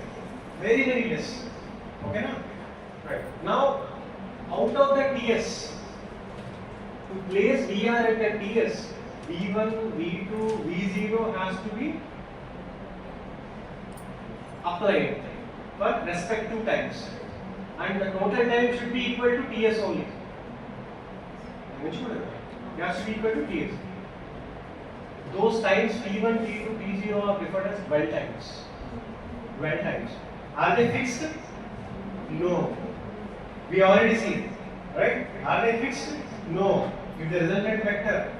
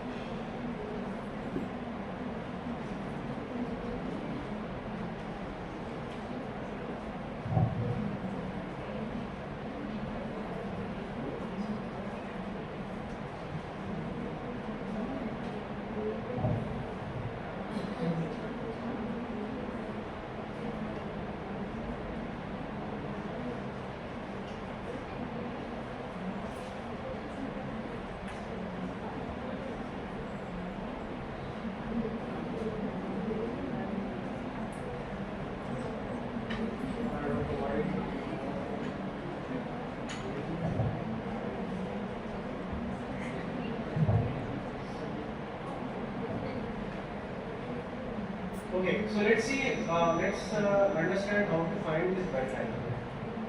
Okay, belt times. So what I am doing actually, okay, what I will apply, V1 and V2 and the zero vectors, right? Okay. So what I am doing now, I want to realize VR. So I have shown a parallelogram, right? Okay. So OA, what is this angle? You know this angle? This angle is 60. This angle is 60. So this angle is 60. So automatically this angle is 120 degrees. Right? 120 degrees. Okay. Fine. So if I say this is theta, what is this angle? Pi by 3 minus theta. If this is pi by 3 minus theta, this will be pi by 3 minus theta. Hope you know that trigonometry. Okay. Okay. Now what I am doing? You know the rule, right? What is this rule? Sine rule. Okay. So opposite side OA by corresponding angle, sine of that angle, then OB by opposite side angle, right? Oh no, sorry, what is OB? This OB is nothing but this one, AC, right? Look at this triangle, right? What is OB? OB is AC, right? AC, opposite angle is theta. What about this? OC, its opposite angle is 2 pi by 3. What about OA? Its opposite angle is pi by 3 minus theta. So you can see. Okay, fine. Is this clear? This side, right? This side, AC, nothing but OB divided by opposite angle, sin theta. Then this side, its opposite angle. What, right? OA pi sin pi by 3 minus theta. Okay. Then what is left? OC. Then what is its opposite angle? 2 pi by 3. Right? 2 pi. Now what is OA? The volt second, right? What is OA? OA depends on, because I am applying V1 for T1 time. OA is V1 T1. What is OB? V2 into T2. Right? Right? And also, right? And what is OC? OC is VR. For how much time? TS time. If you simplify, I am not telling you how to simplify. What's your T1? Similarly, you can find, you equate first one with the last one, you will find T1. Equate first one with the second one, you will find expression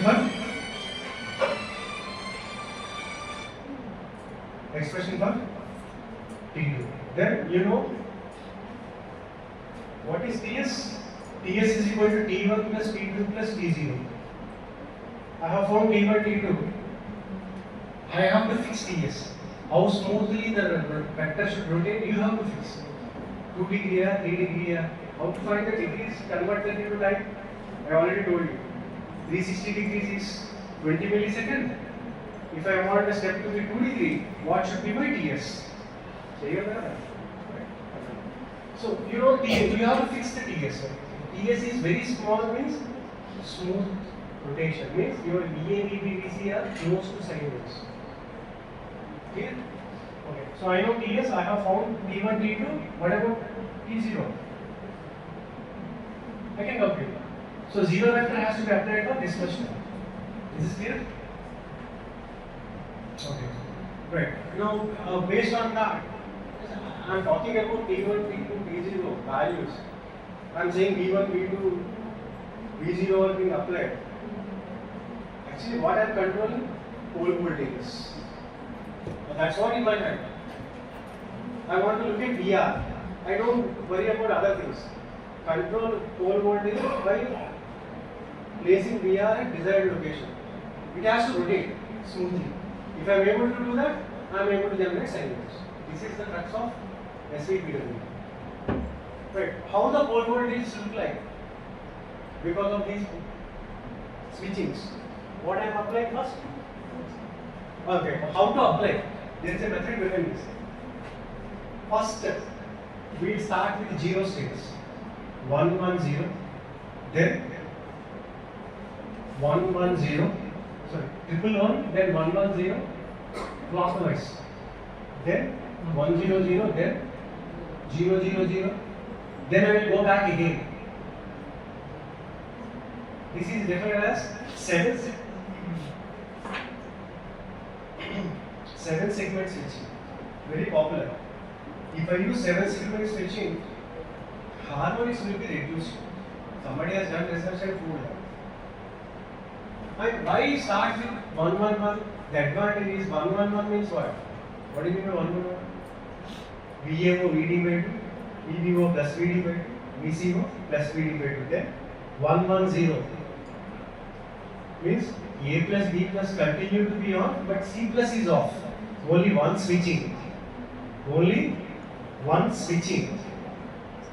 Only one switch turned off. That's why only one switching. Okay. Then look at the next one. 1 0 0. How many switchings? Only one switching again. 1 2 0. Means every time only one switching. This will reduce the switching loss. Then see here 1 2 0. The switching happens. Then 1 0 0. Again I am building up. Only one switch operated. Only one switch. Only one switch change. If I use 7 segment switching, harmonics will be less and also switching losses will be less. Only one switching change. Now what about the pole voltage? If this is A, B, C, if A is 1, pole voltage is plus VD by 2. A 0, minus VD by 2. Minus VD by 2. Again.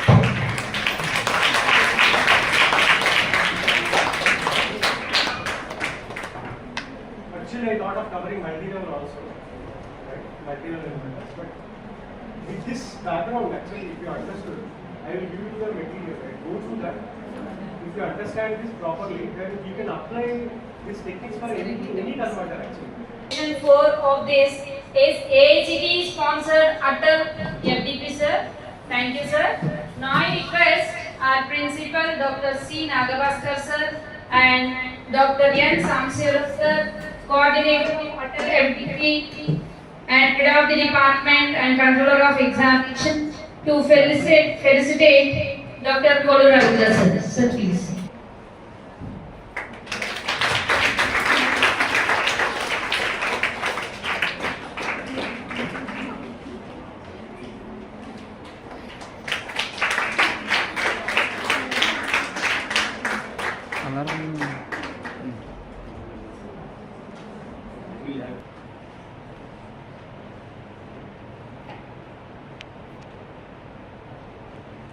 And this one is the reflection journal which was discussed for the afternoon session at after 4 o'clock. And this is the title as Integration of Renewable Energy into Electric Vehicle Charging Infrastructure. And this journal is going to discuss about the different types of charges available and what are the different types of charging schemes available for electric vehicles. And in this general, what is the research person studies how the charges are going to affect the electric vehicle operation. So what are the different types of electric vehicle charges available and how we can able to charge the electric vehicle and how much time the electric vehicle can be charging. So every point is discussed in this reflection journal. So coming to this methodology, in this one the different types of charging schemes are discussed and how the charges are going to explain about the environmental safetiness and without causing any pollution, how we are going to design and how much speed at what speed we can able to charge the electric vehicle. And these are the different types of the statistics provided for marketing the electric vehicles in present scenario.